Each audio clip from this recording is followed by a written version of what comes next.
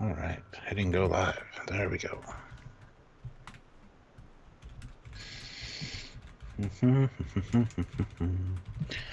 Hello, everybody. Welcome back to Trekyards.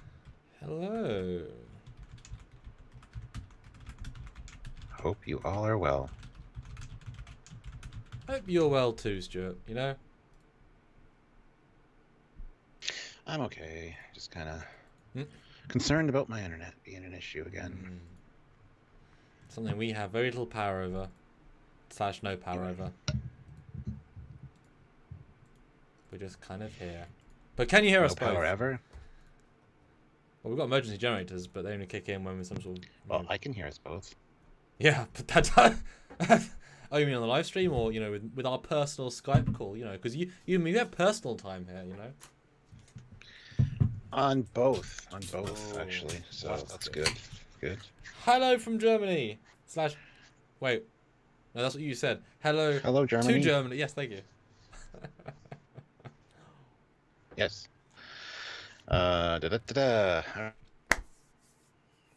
Cool. Stream health is excellent. Very good. All right. Well.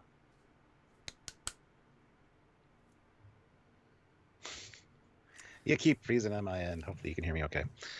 In between. This is the problem we had last time, guys, where his internet would jump. Okay, well, good to know. In and out. So we'll see if that becomes an issue, guys. This is why we were late last time. Something to do with Canada. Oh, Canada. Honestly, I think this is my computer because my C drive is pretty much full up. So I think my C drive is causing the hiccups. Don't know why it would, but maybe. Could you move some stuff then? On it, which is I don't fucking understand. Don't get me started on that either. It just randomly fills up. Well, I've deleted everything I can off of it. Yeah. Sometimes you have to delete the temp files. I often have like 70 gigs of just temp files, which is annoying.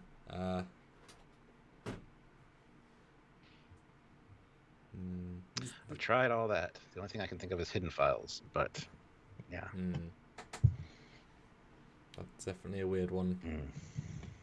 I mean, maybe because you were on your phone last time and the phone was clearer. Yeah, it is. So obviously the phone was not dependent on the internet and or the PC itself. Oh no. Yeah, I think it is the PC, unfortunately. And I'm dropping. Is that me or you dropping frames? I don't know. But how is everyone else doing today? Everybody else, better fine. And David Moon says, "Can you stick with 9 PM start time? It's much better for us Brits who have to get up early." Well, it messes up other things. Well, especially like if we're doing a live review, it'd be really impractical for that. Just because it takes some amount of time to edit the videos, otherwise you wouldn't be getting an edited review until after you're asleep. So no, definitely not for those sorts of days. Makes dinners harder sometimes as well.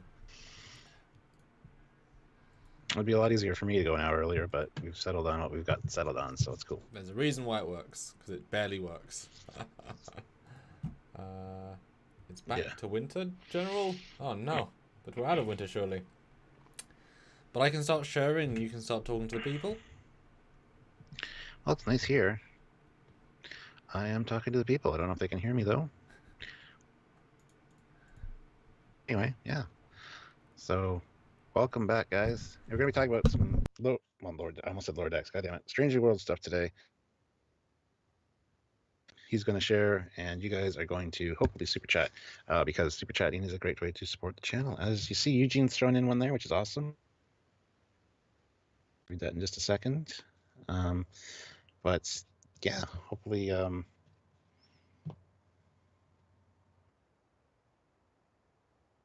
okay, why is the signal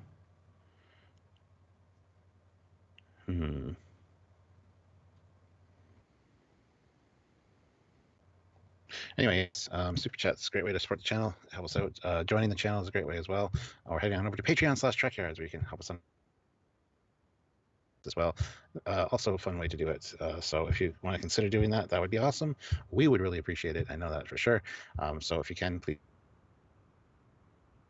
And yeah, join us for the lives, because we like doing constant lives all week. And, or, well, but you know, most days. And I don't know if I'm cutting in and out here because everything is kind of frozen on my end. So anyway,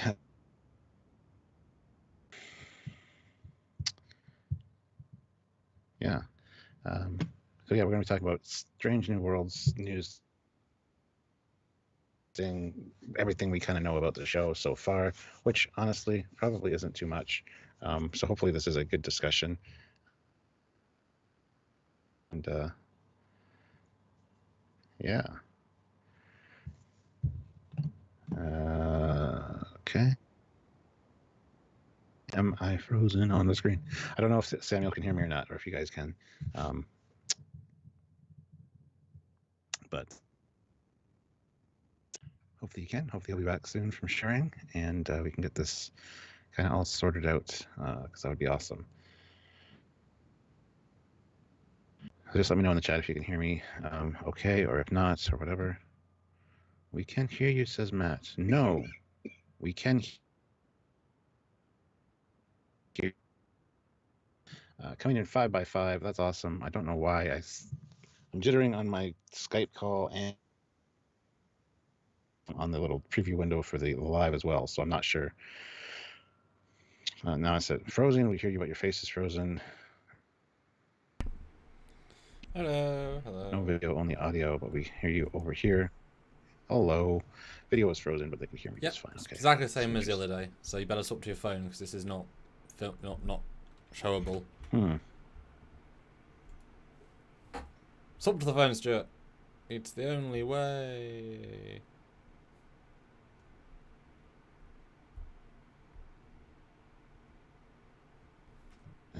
Good.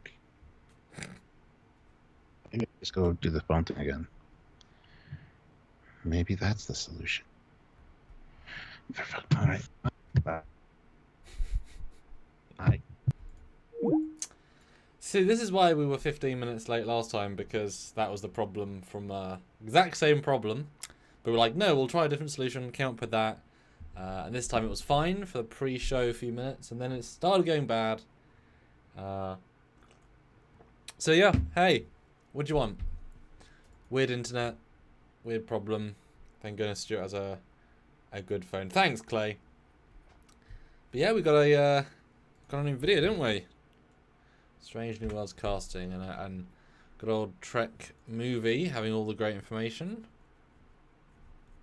Lots of bits and bobs, and we'll go through the entire cast as we go and see who we know.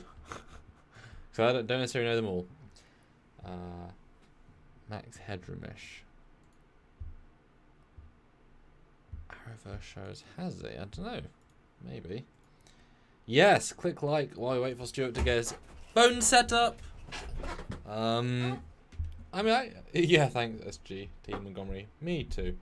As in just we probably need them. But guys, I think it's a good time now to say, are you excited for Strange New Worlds? Yes or no, if you want to be specific. How excited for you in Strange New Worlds out of 10? Throw us a number. Throw us a number. Out of 10, how excited? Hi, Squadracourse. Your blue sky is excited, okay? Yeah, they do, Matt. They're almost integrated. I think so, Justin. Clay says yes. 8 out of 10 excited. Last time it was the Juris Harmony cloaking. Yes. Ooh, 10, 9. 10. Hi, Donnie. You know, it's funny though, we're excited about a show we know nothing about, that is in essence sort of they've told us what we want to hear sort of show, but we know nothing about it specifically. Is actually going to be good. Ah, yes, Akiva Goldsman. Yes, it's definitely odd how they keep giving him positions of power. He seems nice enough in the interviews, but his track record is pretty not great. I mean, you never know how much each individual person works on a thing, really. But, Oop, that's the Elgar's. There's my face. I bet Stuart's scrambling to find his, Hello, Devereaux. Could be great, but I've been hurt before. Yes, boy. Although, to be fair, the Discovery Season 1 trailer, that got us all prepared mentally for what was going to ensue. So, I think it'll depend on how good this trailer is when they eventually make one, because they're well before that. Although, I wouldn't be surprised to make a teaser the next 2 months, being like... There's a ship of the Enterprise from Discovery Season 2, which is fine. Then it cuts to Pike on the Enterprise. Hopefully in a goddamn new uniform. Although what's nice about this trailer, there we go. Let me just cancel the first camera.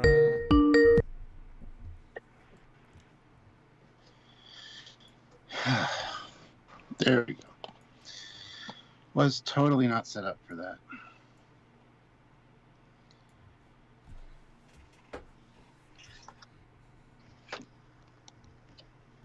You're not saying much. What's going on? No, I'm just amused.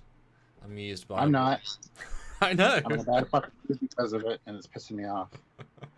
Oh, you guys come here for the drama. It was the Romulans last time. It's the well, whoever the villains are. Maybe it's the Organians, the pre-Organians, Organians. Maybe they've come to play. But yes, welcome back to the show, everyone. Captain Stuart Foley of Trekyards. Special guest. Everyone, welcome Stuart back to the show. It's been a long time since we've had his presence. So, Stuart, what do you think of Discovery Season 3? Which is what you're always asked when you go on podcasts.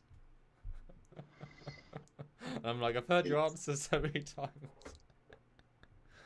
It's fantastic. Alright, let's get to the super chats. Get those out of the way. We have Eugene with 1,500 rubles. Thank you. Congratulations on the beginning of Canadian Daylight Savings Time. 2, I've got no info on Strange New Worlds, so I'm coming in fresh. 3, Red Letter Media put up their TNG Season 1 video, which is nice. Ooh, they did a Season 1 video, did they? Yes, I watched it already. It is very much like what we were doing in a sense. Like, it's funny to hear the same sort of things, although they were much more critical. But I think they're more jaded. I mean, part of their brand is being jaded. Jaded often in a good way. But they basically said, everyone knows Season 1 was not great. We decide what we think is best and then talk about that only. So they skipped all the bad, which is probably a good choice.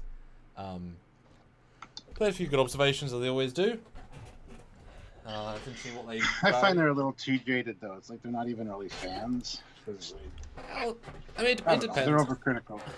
Unfortunately, this with all things, this is why, political commentators, if they're on your side of the political spectrum, you think they're great. If they disagree, you think they're awful. How many people think Midnight's Edge are the best? The best of the best of the best. And how many people think they're the worst? It's like, ooh, we try and be in the middle. Yeah. But his Plinkett review for Picard was incredibly on point, so... Those are well more thought out, scripted and edited, rather than just discussions. So yeah, they benefit from that. So Stuart, what was your review of Strange New Worlds? Everything we know so far, the video that was released saying we started filming, and the cast. What did you think when watching it? I would like some more information, is what I thought. There's really not much there. We get to see the cast members, and it's great. I mean, that's fine, but I want to know how they're going to retcon the line.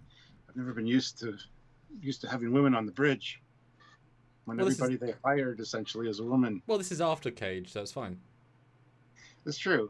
I just want to know what the explanation for that is. Anyway. I don't think they'll all be Starfleet.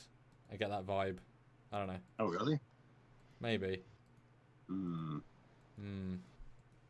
an interesting group of people. And boy, how quickly we're getting used to them filming at home. Like, production value is like you're like, oh, that person's got a real camera. Like, that's when it becomes a comment. Rather than slick produce these like, not a phone. And then Ethan Peck's like, well, that's compressed to hell. That your internet's not very good where you are, because that's not very good. Yeah. Oh, how the bar has changed since all of this. Well, apparently they're all in Toronto now working on it, so that's interesting. You could bump into them at the store. Oh, wait. Yeah. If stores were open. Well, everything's getting... The lockdowns are easing up here, so... Let's see. Sean O'Sullivan, €2. Thank See Jonathan Frakes directing a few episodes. It's a Frakes. It's a Frakes. Have they announced that he's directing some episodes already? I've not heard that, although it might be on IMDb. Let me search. But I mean, obviously he would be. I mean, he's a constant source of good publicity and good fan vibes, and he does some of the better work of each show. I think his quality is starting to vary a little bit. But he can still deliver good stuff. No, not on IMDb. I mean, most of the Discovery episodes that he did were the best of Discovery. There was like one that we didn't like, and that was it the Nepenthe one? No, it was the one where they go to Book's home planet. Yes, that was bad. That wasn't very good. Yeah. Didn't feel like Frakes at all, but you can tell it was a script as well. Yeah.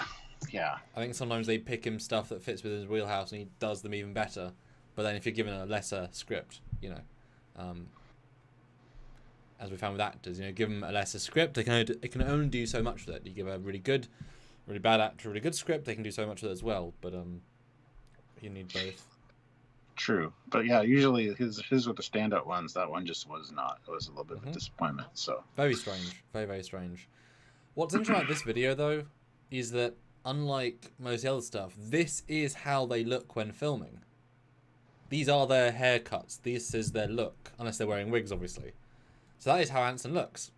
That amount of grey, that amount of styled product, style product, exactly. I mean, they obviously didn't film on set, but they're obviously going from set to home, and often you have the same makeup or whatever from the set, etc., etc. And I think the Rebecca Romaine was probably filmed from inside her trailer.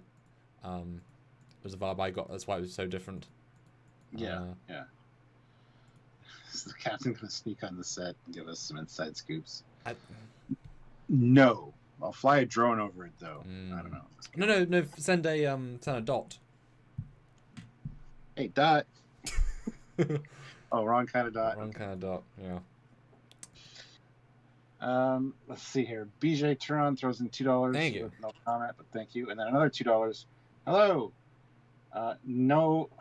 No much hope, but I'll give it a chance. Also, not much hope, but I'll give it a chance. Yeah. I was going to say, I do have hope. Well, we always do.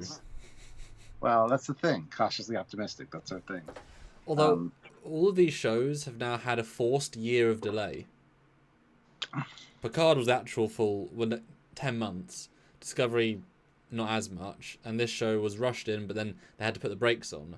You would hope they would refine the scripts, because as I also write scripts, and I can often go back to something 3 weeks later and be like, oh shit, I wrote that, that's great. And then completely change paragraphs that I suddenly don't think are as good. Even though the base is there, I'm refining it as I go. So you'd like to think, unlike all the other seasons, they should have a fully thought out concept, a fully thought out series plan, a fully thought out episode plan. Like, if they have not written the entire season before they start filming it with a bloody pandemic when they have all of the damn time in the world, what a shitty show that is. So this should feel very tight, conceptually. They've had an extra year of prep. I mean, I'm rounding up to a year, but you know what I mean. An extra cycle. You'd hope so. And even your idea of they're going to use different sets, or they're going to change the bridge. As much as I would like to see that, I really doubt that's going to happen. I don't have the faith in them that they've gone back to smooth everything over and make it more streamlined and better. Well, the other bridge hasn't been standing for like 18 months. So it's in storage, so they're going to reassemble it, they're going to repaint it anyway, because it's been in storage for over a year, through the winters, through the summers, and depends how much Kurtzman's involved. Yeah, that's the big thing. I don't know. So if it didn't have that bloody corridor around it, it'd be even better. Oh yeah, absolutely. Don't get me wrong, I like the layout of the bridge. It's just flawed. for that ship, yeah, it shouldn't be like that, right? So, but other than that, it's fantastic. Unuseful space. So what is that for? Why is there an extra ring of space? Why is there a corridor around the bridge? It does nothing. Well, it could be access to the panels at the back. Could be the washroom. Maybe we'll finally see the washroom in one of the scenes. I don't know. Stay positive. But no, I think, as I said to you last time they had to utilize budget set aside for a show which is already over budget to create sets. They couldn't skimp on the bridge, and they didn't skimp on the bridge. They did skimp on the corridor and other sets. They just repainted some stuff red, which is fine. But they have a full show budget, and, this is the show they're probably going to at least commission 2 years of. And I wouldn't be surprised if Anson and Ethan were, signed onto a 3-year contract, because you can't do the show without either of them, because you've now assigned your Pike and Spock. If either of them was, tempted by a movie that offered more money, you can't not do it without a Pike or Spock. So I'm guessing they probably locked them into a 2, if not 3-year contract just to get them. And so they'll want to use them more. So I bet you they've got 2 years signed up for, which means they get more confidence to spend money on the sets. Because as with TNG, they invested early on, paid off as they went, and then by a certain, whereas if they underbuilt the sets like other shows, you don't get that value week on week. So that's how I would do it, and they've got better at these things, so you'd think. But then you look at the Picard sets, and they're like, oh, but I mean, most of them went to Patrick. So what do you expect if the budget's a fourth on him per episode? Yeah, not much money for sets, or at least good set design. Well, I hope, as we talked about with our review of season 1 and 2 of TNG, you noticed changes in the lighting for sure. The lighting just got progressively better until it was perfect. And blank walls suddenly got displays on. Displays start to move more. Yeah. One thing I really complain about with that bridge, though, that they're using for the disco prize is the floor. It's too shiny, and just put a carpet down. Because honestly, there's so many lights on that bridge that the reflective floor just doesn't help anything. And that's one of the biggest pet peeves I had. It was just too much going on. And flashing lights at eye level for no reason between consoles. It's like, what is that? And I get it, flashing lights, TOS bridge, but that's not the same kind of flashing light. That's a strobe light. Yeah. It's like having a light next to my webcam that flashes every 14 seconds, as opposed to a flashing light on my screen that says you're recording. One means something. One is a flashing light. Yeah, certainly. You would think, but I mean that was all. Version 1, even the TOS sets were changed as they went. That's true. And remember the last time the showrunner was Alex Kurtzman for season 2. He was the top dog at the end, and then they gave it to the lady at the third season. The showrunner has a lot of power, and you can fight the showrunner, but Kurtzman is managing several shows, and so if the showrunner, this is where the showrunner is so important. If the showrunner, like Mike McMahon, says, I mean, I like what we did for season 2, but this is a refit version. We're going to make it more TOS. We are going to, if they say this, this, and this, it'll be different. And they get to sell, if they do merchandise, they get to sell merchandise. But, it's such an obvious thing to do, to bring the designs back another 15%, to introduce a new type of phaser, more TOS phaser, because they're very far past Cage. They can't justify using Discovery phasers. Those phasers are 30, 40 years old. So introduce a new phaser, a new tricorder.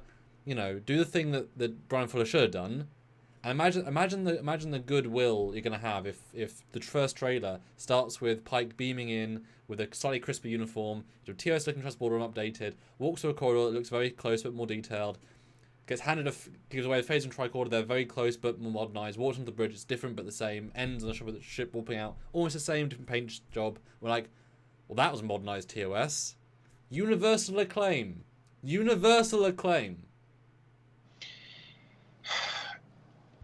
While I would like to see that, and yes, I agree, it would be enjoyed by a lot of people. You're gonna have naysayers. They're gonna say, "Why'd you change it? It was perfect the way it was in season 2." And but you're there's so few not of gonna make those. everybody happy. There's so few of those compared. I mean, saying it's perfect, that's going to be a very tiny percentage of people compared to everyone else. Because if they also make a nice design anyway, that's why we say don't just make TOS again, make modernized TOS. But as we know, this is the Enterprise, so they can't justify it looking that different. the corridor looks the way it looks. End of story. So they need to have the exact same corridor, etc. You know, they haven't got wiggle room here. That's the thing. If they start having wiggle room, then they're just, you know, all the faith we have in them is pointless. You know. Yeah. Well, Matt Boardman makes a good point, though. Sometimes in production, too much time is a bad thing. You start second-guessing things that worked before and replace them with things that didn't work. True. But you also learn, like you would hope that they would learn from reactions and things online. That being said, a lot of people really love the Disco Prize. I do too. I think it's a great design, but I just wish it was more in line with TOS, you know? Well, it's great when you accept Discovery as an alternate visual aesthetic, but you're now making a brand new show with a brand new art aesthetic, because that's what you tend to do with a new show. You know, even Voyager, different art design aesthetic to TNG. DS9 did, you know, so you don't tend to do the exact same thing. I mean, can you name a show of the Treks that just had the exact same aesthetic? No, I was going to say the animated series, but even that, they had another turbo lift on the bridge. Yeah. And, obviously, Picard looked different. Load X looks different. Prodigy is going to look different. So, and since, you know, they are the only ones reflecting now pre-TOS, there's no reason to use a Discovery aesthetic because it's gone. You know, they skipped out anyway. Yeah, I think, you know, they have a real budget, and that should be enough to do proper sets. And the fact is, the TOS did a lot with like a very small amount of sets. You know, if they just rebuilt the same sets, just more sexy, like they did 3 seasons of very varied feeling stuff. The you know, the layout is there visually and physically, you know, and then how many things they recreate in terms of style and aesthetic, or even double the corridor, you know, make a second corridor that's flipped so you can have the alternate shots. It's like, what? We can walk this way down a corridor? Holy shit, you know. How cool would that be? Yeah. Well, fingers crossed that they do something like that, because I would love to see something new. An SC Scout guy, yes, at the start, Stuart couldn't be on his computer because the internet was bad, he was on his phone, that's why it sounds a bit further away. Because he is a bit further away from his microphone. Well, I doubt it's the internet. I think it's my computer. I need to address some issues with it. But anyway. Miles Hamilton, 5 pounds. Could we see some old ships reimagined in the new series? Would love to see the Reliant, or maybe plans for an Excelsior as an Easter egg fan service. Yes, there's so many opportunities to do that with this series when it's taking place. One thing they've said is that we won't see Kirk. I guarantee you will see Kirk before the end of season 2, as a lieutenant or something on the Yorktown or whatever he's on. Well, that'll be the reaction to season 1. If season 1 manages to successfully achieve its goal, they won't feel the need to shoehorn other stuff and then let it come in naturally as they want to do ideas. Whereas Discovery season 1 failed miserably, and season 2 they had to do something to get people back. Succeeded, and now they're making a spin-off because it succeeded. You know. Because guess what? People like the original characters done in a good way. So if the show succeeds, I wouldn't be surprised if we see Sulu or Chekhov. Well, no, Chekhov's too young, but Sulu would be fine, or Uhura, or even Chapel, Nurse Chapel. I mean, I think it'd be best to see an alternate, a side character. Maybe even have Chapel and a Spock subplot. You know, maybe they dated before TOS. Yeah, I mean, you could even do McCoy, because McCoy wasn't even on the ship during the second pilot, where no man has gone before. So there could be some kind of story there where he's at a starbase or something, and you know, I don't know, something like that could definitely be done, because McCoy's an older character as well. So although then, because Ethan Peck looks so much younger than Nimoy, like you couldn't hire as older McCoy as he would actually be, because the age range wouldn't. Because like Spock feels older than McCoy almost. I mean, he actually is. He's a Vulcan, but Ethan looks so young, so the dynamic wouldn't work if it felt like, you know, you're yelling at your younger brother, whereas they were equals. So you have to hire a younger. You know, that's a slight problem with how you hire people. Whereas this Pike actually looks older and more greyed than he would have. Yeah, there's small issues, but no, but McCoy's fine. McCoy's fun, although obviously, as we know, you know. They keep hurting canon, so maybe just give us a completely side show. You know, they've got Spock, fine. They've got, you know, Pike. They've got number 1. Give them 10 episodes of their own adventures and see where it goes. You know, don't link to anything else. Maybe. Well, yeah. Oh my goodness. Sean O'Sullivan, $2. Thank you. Zhenghe Disco and Strange New Worlds all use same bridge. Technically, yes. Yes, you're correct. Matt Boardman, $2. Make sure to hit that like button. Yeah, guys, we have 92 likes with 144 people here. Let's get 8 more likes at least to get to 100. That would be awesome and easy to do. You guys can do it. BJ Tehran, $5. I read that they're going to film the new show more like The Mandalorian, less physical sets and more CGI. Should save some money in production. I have not heard that, and you think they'd promote that if that was true? Yeah, I would love for them to use the volume. That'd be awesome. I don't know. I haven't heard that either. So because that'd be a big thing to promote. Yeah, where'd you hear that? Yeah, where'd you hear that? Because that's interesting. I mean, it makes sense almost with the technology we have today to do something like that with less physical sets. But honestly, I don't know.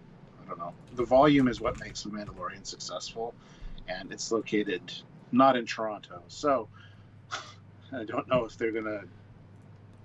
They should actually build one in Toronto. That'd be awesome. And I think they said it's like $500,000 just to build it, if not more. Yeah. And that's the small one, or they made the big one second time and didn't tell us how much it was. Well, $500,000 is not a lot for something like that. So. It is if it is if it's one item, and then how many other sets can that build? So it depends how your mind works as the director, you know. Yeah. And then you got to do other stuff. Like that's just the baseline. Yeah. Des puts in $2. Cautiously optimistic as well. Optimism, Captain. Huh. Squadra Course, $2. I want it to be more TOS prequel than Discovery sequel. I think that's what they're going to do. That's a great way to sum it up. Even though those two things are the same thing. But Disco versus Prime. Well, I mean, clearly Discovery is an Enterprise sequel, not a TOS prequel. Clearly. Yeah. No one can argue it's a TOS prequel. It would be extremely hard to argue that. And yet, people will find a way. Life finds a way. James McGill, $5. Hopefully the powers behind Strange New Worlds have learned from the Discovery mistakes in Season 1 and 2. At least the casting for Pike, number 1, and Spock are decent. More Star Trek is always good. Absolutely agree with you. More Star Trek is always good. The casting is good. I'm not the biggest fan of Rebecca Romaine as number 1 though, honestly. She's all right. I just don't feel like that was the best casting necessarily. But we have seen her in a short and a few other things, and jury's still out for me on that one. Well, she wasn't given anything to show she could really, really do it. I mean, it's such a non-character that any woman with enough strength could play it, and that's what Magell did. No offense to Magell, but it's such a simple character, as is Sue and Chekhov for a lot of their time. So she did fine, but she's not a great character to be unless you're gonna evolve her, which you are. So they've done the number 1 storyline, which is nothing. Now they're gonna do new stuff. Great, good, okay. Yeah, she's fine. She's a good actress. She's underused in terms of she can do better than she was given. But that's with everybody. Look at Discovery Season 1. Yeah. But no, the casting so far has been great. Seeing these new faces come in, it's like, okay, I don't know who any of these people are. But it was great to see that they're moving along to the point where they're casting people now. That's awesome. Well, they're filming, so they've done the cast, and they're... Yeah. Like the blonde lady, I'm pretty sure she'll be Yeoman Colt, Ensign Colt, whatever the blonde lady was. But I don't know. And I wonder why they didn't tell us who the characters were. I guess they didn't for Prodigy either. I guess it becomes 2 announcements if you just show something but not the other half of the information. Well, I'm expecting another announcement soon because you got to think for casting of Discovery and Picard, we got these little tidbits, and then all of a sudden it's started rolling in with information, which was great. Yeah, So, but that was pre-pandemic world. All those rules, unfortunately. It's true. Although a brief comment which I want to address, because I've heard it a couple of times. Devereaux says, from the previews we've seen so far, they're using the costumes they used in season 2. You say that, but in the same previews, Burnham is still wearing her Discovery costume, yet we know she changes out of that costume. So they're using the costumes that people know them in without spoiling stuff. So they're not going to reveal his brand new costume for season 3 in a Paramount Plus trailer. That's not so irrelevant. The promotional art, you often use old stuff because there's a point at a time to reveal it. Like I said, Burnham using her old costume when she shouldn't be. So, Yeah. And that's fine. Yeah. Because that the Trekkies are going to latch onto that and go, look, there's something new. Because that's what we do. Yeah, and you want it to be a reveal. I mean, like I said, the first time we see their new costumes with a new production designer, new showrunner, like that is a thing to get people talking. Brand new uniforms in Strange New Worlds. Because as we know, Brian Fuller's all of his designs, they spent so much money, they were stuck into them for years. Until they set aside the money to change them all. This is a fresh budget; they don't need to use those costumes. Yeah, I just want to address that because it's not necessarily how that works. Yeah. Sergeant Montgomery, $5. I would like to see all Vulcan crewed USS Intrepid. Yes. Some space frontier Western action. All in all, I hope it succeeds. That's good. No, things like that. Yes, an all Vulcan crew on the Intrepid would be a great little nod to the Immunity Syndrome episode. That would be great. Absolutely great. The Space Frontier Western, that's what I'm hoping for as well. I mean, I think Anson Mount is the perfect person for that because he did star in Hell on Wheels, which is basically that. And he wanted the more episodic feel, more optimistic thing as well.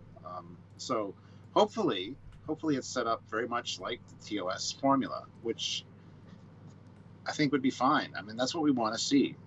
We want to see those episodic feeling adventures where it feels like Star Trek again. I don't know. That's what I'm hoping for anyway. But I mean, that's the thing, isn't it? Unfortunately, the production like to quote buzzwords that don't end up approaching what's right. So they've said since very early on, and I heard them both at conventions saying, because everyone, I mean, I'm sure you'd be sick of it. Every time at a convention, and they did a lot of conventions in that one year when they were doing season 2, Ethan, and every single panel, every single convention, so do you think, would you come back and do a show? And I'm thinking, do you want to get paid to have a year's worth of work where you get to be the hero of a TV show that's a multi-million-dollar show? No, I don't want to do that. I want to be unemployed for a year. You know what I mean? They're always going to say yes. I mean, why do people do work? Because they want to work. And it's not a bad gig. So, of course, they'll do it. Depending how invested they are in the project, they can put their own stamp on it. And they both, pandered to the fans a little bit, saying, "Well, we only want to do it if it's episodic," and there's some fun ideas there. And Ethan was able to quote a few episodes he wants to revisit. Although, as you can imagine, especially if they're in negotiations at that point, then CBS is telling them to tell people about it. Double promotion. If the actors are saying they want to do TOS style, and they say that at conventions, that spreads organically, etc. So there's a little bit of conspiratorial around that. But we've already got the dark serialized book narrative of Picard. We've got the one-off funny spoofs of Lower Decks. We've got I'm sure it's going to be serialized storytelling of Prodigy because that's a bigger arc. And then we've got the Discovery Everything Under the Sun action movie. That's what they call it. So they can afford to have one that's just purely episodic, positive Trek. They've got everything else, and that's what Kurtzman said multiple times. But I mean, if he thinks season 2 is positive Trek, then his bar is pretty low. But I think they can afford to have one show for the fans that's live action, because Lower Decks is that. But that's truly for the fans. This will be a sort of a hybrid, No, yeah, I totally agree with that. Sirach of Vulcan puts in $2 and says, "Will Strange New Worlds be episodic or serialized?"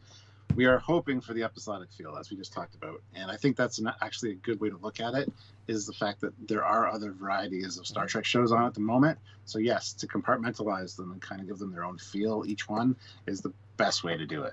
And if you're tying this one in with TOS, you want it to feel like TOS, because that's what people have kind of been asking for ever since they saw Pike.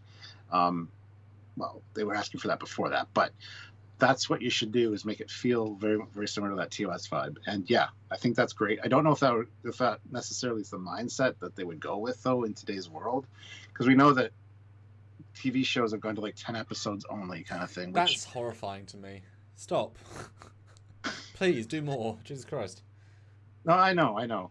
But so many shows are like the 10 episode kind of thing. And that's a mini series to me, 8 to 10 is a mini series.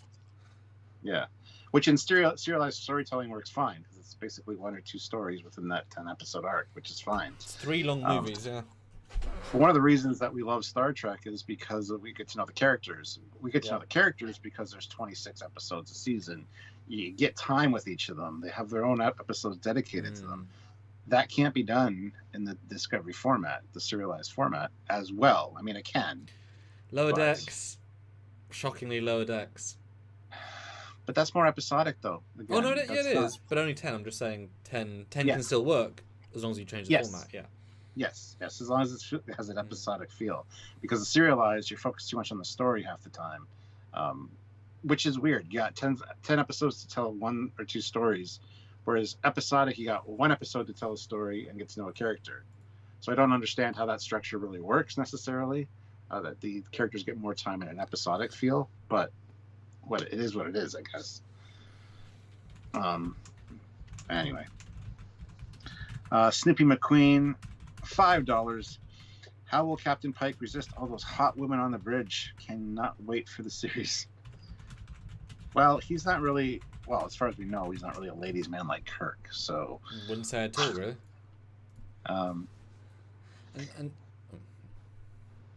No, my thought didn't gel. I was going to jump back to Episodic for a second. You can't do purely episodic television anymore because it's somewhat wasted, because you may as well tell something grander because you have time. So they're obviously going to have some sort of overarching story, even if that's just character evolution, even if, Spock starts with not understanding something, by the end of the 10 he understands it. That's still a season arc, and why not do that? If you hard reset every week, you don't get growth in the same feeling of growth way. TNG was growth because we knew they evolved, but they rarely affected them the next time, but we knew they had that. Like, it's a weird double sword of like, well, they grew, just not actually by growing, just by having a bigger rap sheet, And that's okay, it can work. So I think they're going to do something, but we don't want big bad. That's the thing, though. Yeah, and actually, that's probably a good way of saying it. Have the season arc just about the characters. No great threat, just on the ship to show we are an insular ship. We're on the outer rim. Pike's now happy because that was a whole part of season 2. Maybe his ex-wife comes aboard. That could be kind of fun. Spock is training under another officer and he ends up being corrupt. Whatever, it doesn't matter. Like that could be a way of doing a season arc while still being fully episodic because you're in the episodes, rather than being heavily serialized. Because unlike the olden days where if you missed it, you missed it, but now you want to have appointment television again, where if you have episodic, you can say, I don't like the look of next week's trailer, I won't watch it. But if you know there's a continuing arc, you're like, oh, I have to watch next week, and they want you to watch every week. Nowadays, obviously, you're locked into a subscription, so you do or don't watch it, who the hell cares, as long as you're paying them. You'll watch it eventually. Yeah. But they just want to have that something to grab you, and certainly it worked for us Discovery season 2 because the episodes were medium to good to poor, but the hook was always one of the best bits, and then it let itself down. It's like, oh my god, oh, is that what we did? Oh my god, oh, it's like, how the hell do they have 9 good hooks but never a good payoff? Almost. That's some skill in writing, Stuart. Oh yes. And let's not forget, too, that this is a different era from Kirk. This is an Enterprise that has a crew of 204 as opposed to 430. Smaller crew, probably get to know each other a bit better, feel more isolated. Because you got to think that original TOS feel was a 5-year mission out in space. You're stuck in this tin can with all these people. You occasionally get to go to a planet, maybe get shore leave or die, or go to a starbase and get some R&R time.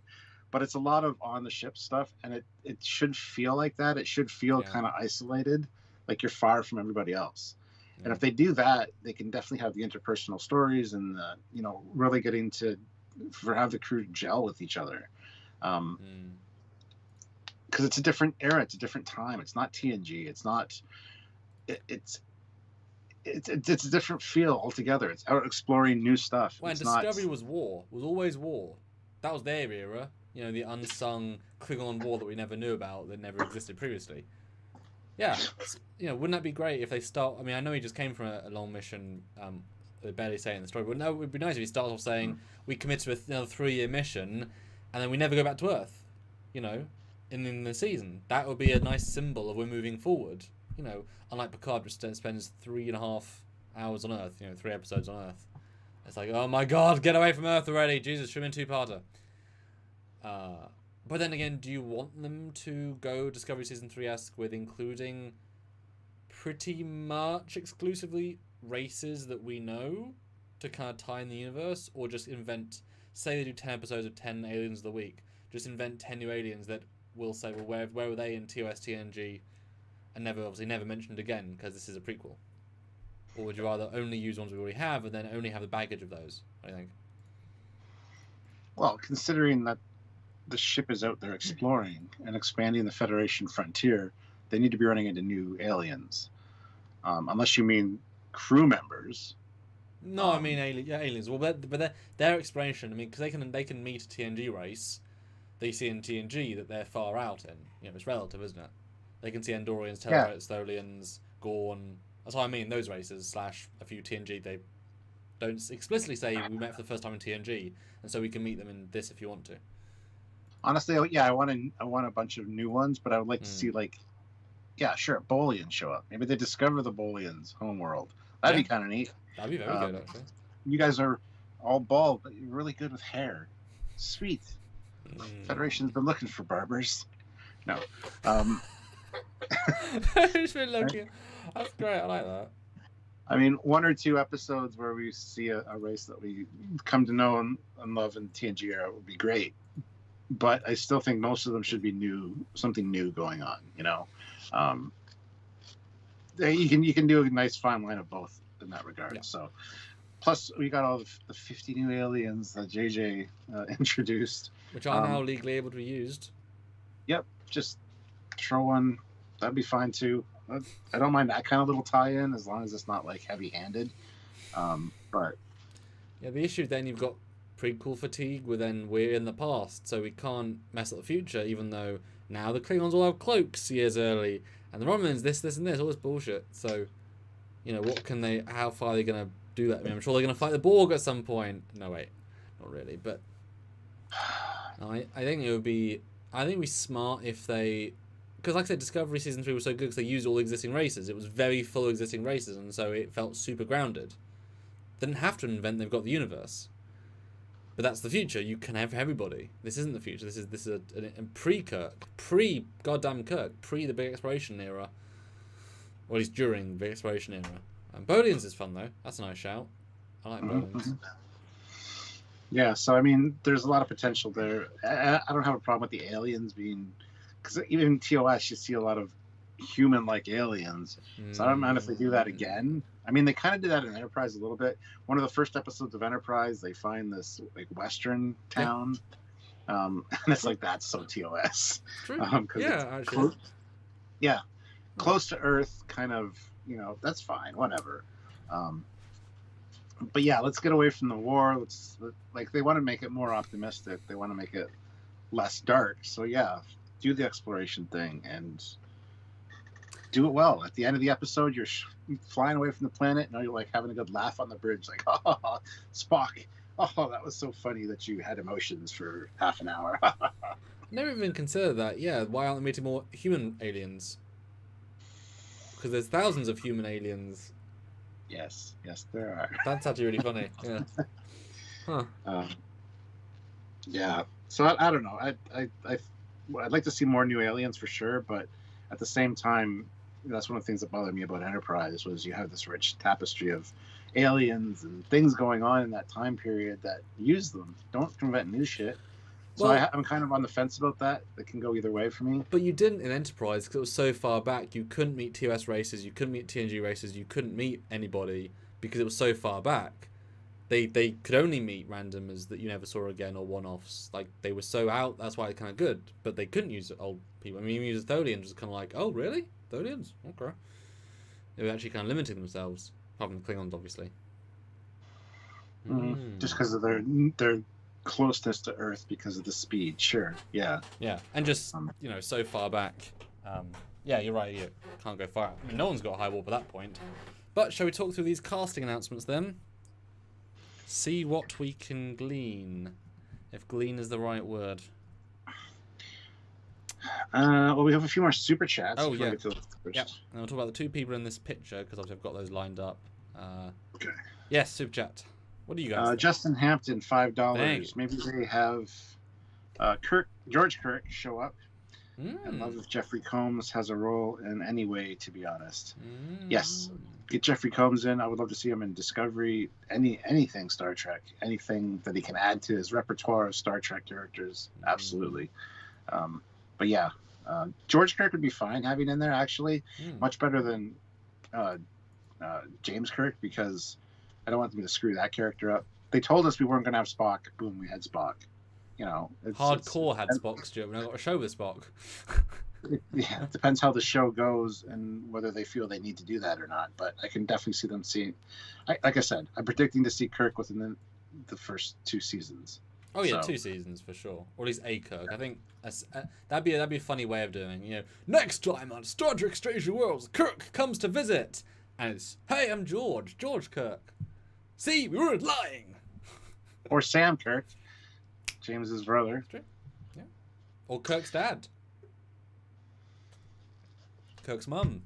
Or hey, bringing in Carol Marcus. And nothing to do with Kirk. She's just doing her thing. That'd be nice. Build some character for that. She's been officer for a long time. With a baby. Oh yeah, I get. Oh, maybe she'd have to, wouldn't she? Maybe. Yeah, he was pretty old, wasn't he? Well, he was in the academy when they hooked up. Yep. And then didn't really talk to her for years and find out he had a kid. So that's true. Yeah, she could come aboard with a kid. That'd be awesome. With a little helper, yeah. Yeah, meet David Marcus. Wow, yeah. Huh. The tag team of genius scientists, and they've been born. It's like, hi, I'm Carol, and I'm David. Prodigies, both of them. Yeah. That's funny. BJ Turon, $5. TrekMovie.com had the set CGI story. They seemed to be quoting Kurtzman. They called it AR wall and had photo of Mandalorian. So they have an augmented reality wall. I mean, if they have some kind of volume type thing going on, that's cool. I'm down for that because it works so well in Mandalorian. Because you could still do a single wall and have be a lot cheaper, or 2 walls. I mean, the 4 walls are good for lighting, but if you just had 2 walls, you could still create enough of an effect for limited stuff. Yeah. But not everything should be those walls, because Mandalorian is great, but like you could tell everything inside the Star Destroyer was very flat. Like it looked cool, but it was flat cool. Whereas if they did a full green screen set, it'd be more depthy, because it would be all digital depth rather than it's digital depth on a flat wall. Well, you can't make that look 3D. It's like when they're doing long shots, close-ups, it's out of focus, but it doesn't work. Doesn't work for every sort of environment, but it works beautifully for some environments. When he's just sitting on that wall, and there's just a panorama behind him. That's genius, because it's so in the distance it would look flat. It's all how you use it. It's all how you use it. Yeah. Sean O'Sullivan, €2. Anson warned about spoilers. Don't tell him Pike. What? Anson warned about spoilers. Don't tell him Pike. I'm confused by that, Sean.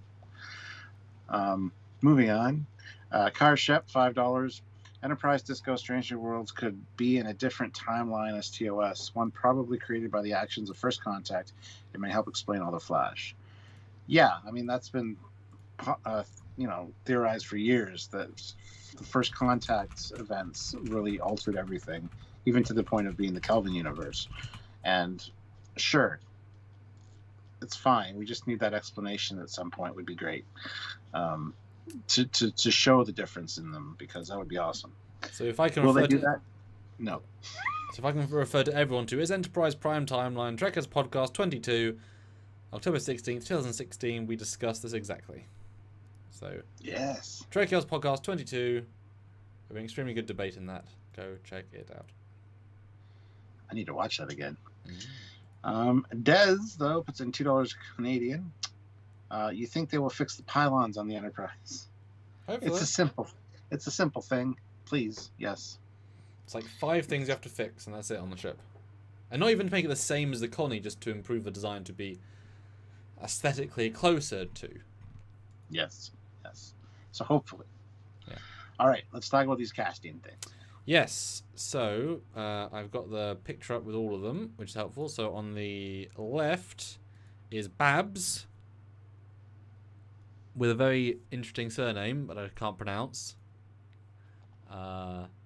He's notable in this quoting Trek movie, which is obviously a beautiful source of information. Babs' notable television credit includes a role in Black Mirror, Marvel's The Defenders, the award-winning miniseries The Night of History. He's also going to be in Dune and Wrath of Men. That's his information. I don't recognise him. I can't say I know anything about him. Do you know anything about him? I know nothing about him, no. His last name is very similar to Washikum's name, though. But no, don't know anything about him, unfortunately.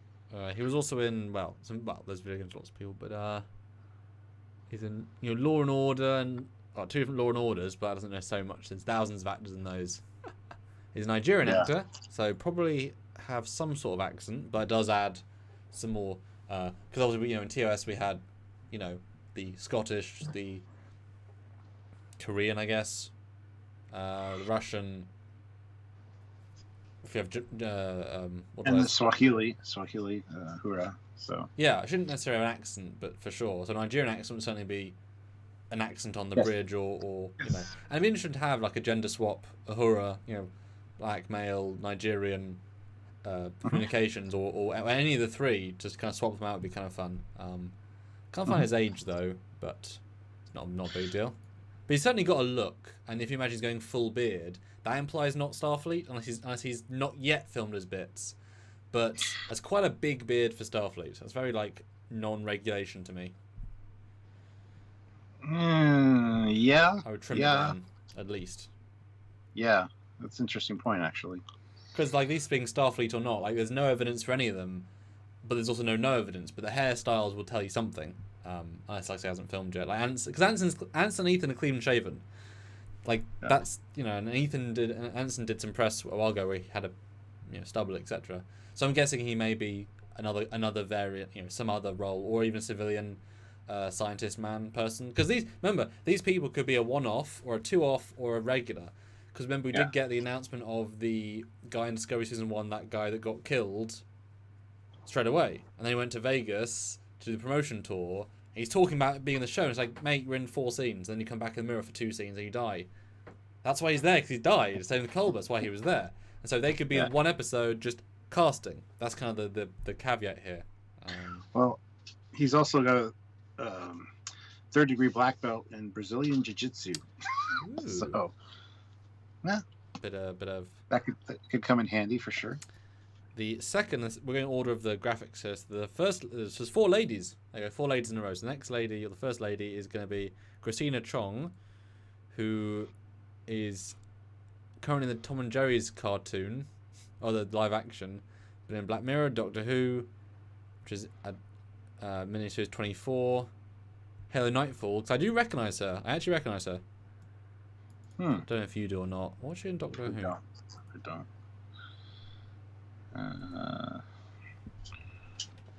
She was in deleted scene for The Force Awakens. Damn. Oh yeah, not a very big Doctor Who role as far as I can. So is she English then? Because that would certainly be nice to have an English accent on the bridge, because we never get that. It's like people say, the show's so multinational. It's like most of them are American accents, not American born, but American accents. Why are there not more accents? There should be. But yes, so born in Enfield in England. She's Chinese, born in Hertfordshire, or lived in Hertfordshire. That's good. So yeah, hopefully an English accent. Yeah, I would be fine with that. I like the English accent. Thank you. Not yours. Yeah, and she was in 5 episodes of one of the Halo shows. Yeah, okay. And she's 38. I'm definitely assuming Starfleet. I'm assuming bridge officer.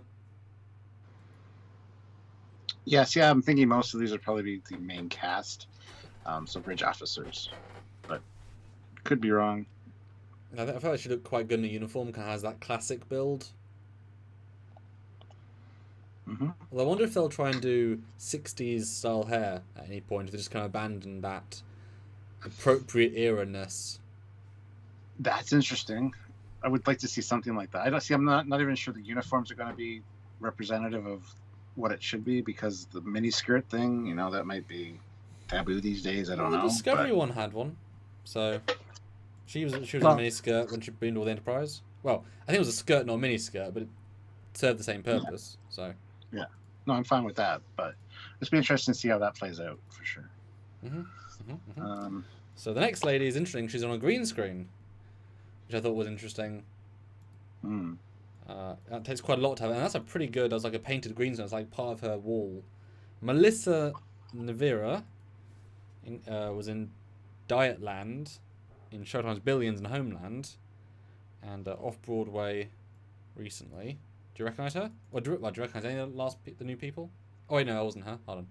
No, that's not her. Yeah. No, you're right. So the text is Jess. Sorry, it's Jess Bush. Was Jess Bush? Jesus.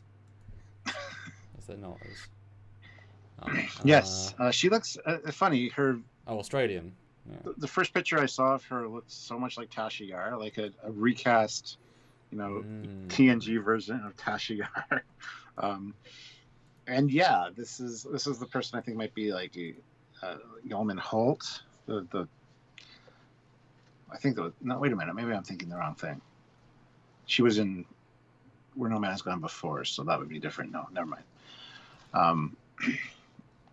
Yeah, I mean, very attractive young lady. Looking forward to seeing more of her for sure. What's interesting though is if she's Australian, if she keeps the Australian accent, then you've got Nigerian, English, and Australian accent. If they keep the original accents, I mean that's certainly keeping in line with the TOS style of multi-ethnic, multi, which would be lovely. I mean that's a fun set to include. Oh, she was on America's Next Top Model as her first thing. Quite a few episodes of that. And got some little bit parts by the looks of it. And, Star Trek is known for hiring unknowns. It's always good to TNG, yeah. So, I don't know what else to say, but I'm just excited.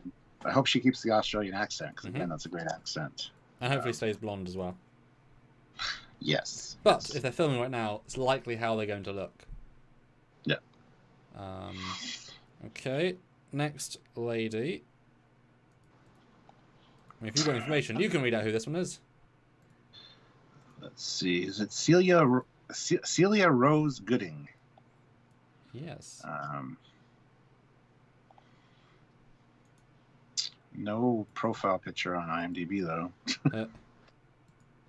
Yeah, the Trek movie says appeared in a musical recently until it was shut down by COVID. Received a Tony Award in that musical and some theatre, so I'm guessing mostly from the theatre background. Looks like it according to her IMDb, yeah. Some Broadway stuff. Which is a very different sort of acting style in a good way. And 21's the youngest of these, or younger. That being said, I mean, Patrick Stewart had theatrical. Yeah. So did William Shatner. Like, they all kind of, well, not all of them, but a lot of them have their roots in that, so. No, Star Trek tended to get that sort of acting. Yeah. It's in New York. Not necessarily a New York accent, but that's definitely, foreign to a lot of people. Yeah. Again, not in very much, so I think these are younger people, too. Again, I don't know their birthday. Well, this one's 21. Okay, well, there you go, yeah. Damn. Which is good. I mean, especially if this is post-Discovery Season 2, when he's, a big chunk of his ship got blowed up. They had to have a refit. The mission was war for Season 1 and Season 2, either on, whatever. I remember the ship was being refitted the entire time of Season 2. So there was no Enterprise from 5-year mission, coming back home, war, refit, and now he's back in. And so I'm assuming they did a crew roster reset, and so younger officers come on board, etc., etc. And certainly, you know, the Tendi approach worked quite well. You know. Yeah, absolutely. And yeah, probably a young yeoman or ensign of some sort works perfectly fine. Yes. Or do you want to pimp some likes right now in super chats, because we've got lots of people, but not as many likes. Well, we have 172 people and 132 likes. Guys, I think we can hit 150 likes easily. Hit that like button if you haven't. And hopefully, if you have anything to say, to let us know that you're, that you might know something that we don't about these actors, or, you know, casting, or heard a rumor, let us know, either via super chat or in the regular chat, that, you know, you guys can be part of the team, Trekyards team, as we talk about this. So there's not a lot of information about these people, and yeah, I just can't wait for more information to be released from the theater. So if you can super chat, please feel free to do so, and definitely hit that like button. We need 11 more likes now to hit 150. So do it. And the last lady is named Melissa Navia. Yes. Is in Dietland, Billions, and Homeland. She's been quite a bit. Oh, this was the one that I said with the L Theatre as well. Yeah, Billions, Homeland.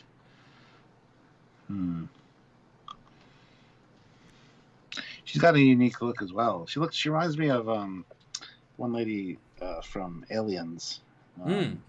Rodriguez. Yeah, the one colonial marine lady. Yeah. Also a little like Kira.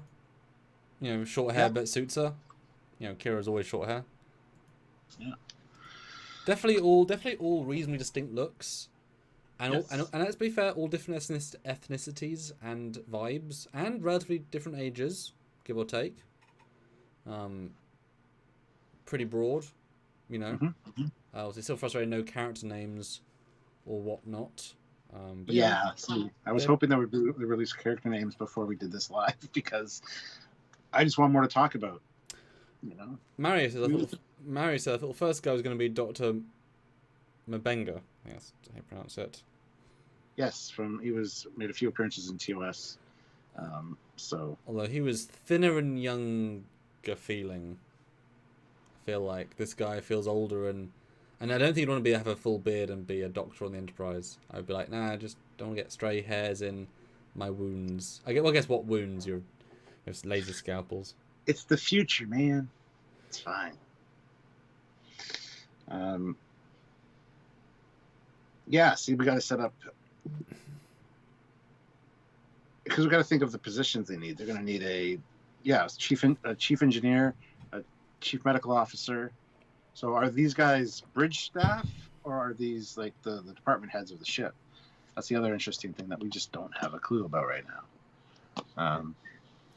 But it depends. I mean, Discovery never had a chief engineer ever. You could also argue doesn't have a chief medical. You could argue that, I think, quite happily. Picard doesn't have any of those things. Any of them. Has a captain. And nothing else. Well, everybody else is played by Rios. Sure. Oh, yeah. But also not played because they're not real people. But they are more interesting than most of the characters in the show.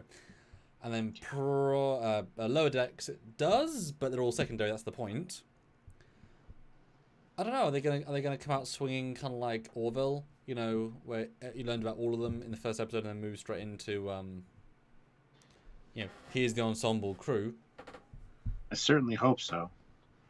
Certainly hope so. I hope there's not like a sketchy one that they're not sure about, and it turns out they're working for Section 31. So that's the other thing. This has the opportunity to tie in with, like, have Giorgio show up, as we've talked about before. If they're eventually going to do a Section 31 show, perfect thing to have her show up once or twice in this show, season 1. But I just don't want Section 31 to be a big part of it. So. Yeah, well, I mean, it goes against the entire vibe of what they're promoting, like the entire vibe, you know. Yes. You know, and I would, while I'd like Mary Shifo to be involved because she's a nice lady, you know, you would need the showrunner to make her makeup more conventionally Klingon. Because we'd love to see her as a real Klingon. That'd be nice. You know, less teeth, less everything else. Each time she appears, more and more correct looking. But you know, if they're that far out, don't include them unless they're like on a view screen. That's not really a very interesting part, is it, to be a view screen character? Yeah. But then again, you know, if you want to introduce these characters and make them important, actually have them be important. You know, dedicate time to them. Well, Marley McClay says he could be Daystrom. A younger Richard Daystrom would be fantastic. Maybe installing new systems on the Enterprise. Or, I mean, that could work. Sure. I mean, that's only going to be under 10 years until Kirk. Because they were 10 years before Kirk, and then they had 3 years. And then that's in the second year, and so it's under 10 years. So it's not only going to be the war time travel thing bumped them up to 9 years, and then they've had some 9 since. months. So. Yeah. 9 months? Yeah, 9 months, sorry. 9 years, dumbass. Yeah, 9 months. So it's under 10 years. So yes, it's under 10 years to Kirk again, or to that, but that's season 2, so I don't know. I mean, he doesn't. I don't know what he looks in his 30s to me, but that doesn't. Could be in his 40s and look good. Could be in his 20s and look bad. But Daystrom's good. I mean, certainly Daystrom would be a fun character to bring in. You certainly know that he's not known to the Kirk's crew. This isn't the Kirk's crew. Well, Spock is still. That's true, and Spock doesn't have any real connection to him. You don't get the sense they worked together for 6 months previously. No, but he could. No, I don't know. It was a good call out though, and would fit. So, Des puts in $2. Hopefully, Rainn Wilson comes back as Mud. That could work as well. A good recurring character for sure, and Mud's a fun character. I mean, so could Sarek. You know, both did with what they were given pretty well. They were just not given the best stuff. You know, Mud could be done better. Mm-hmm. The guy, I'm sure, could do it. But yeah, why wouldn't you have Sarek? I mean, that just to give a bit of link to the Vulcans. That'd be nice. I mean, think about it, though. I know. As I say, think about it. Every show should have a sign-off from an older character.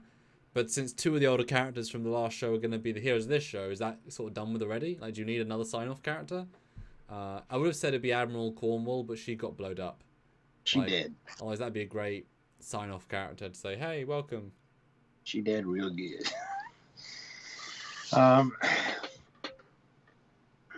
There's a lot of potential, even from like seeing Tyler Vach again, and because even though they can't talk about Discovery, they're still out there doing their thing. And if he's going to be tied into Section 31 as well, he could definitely also make an appearance on the show.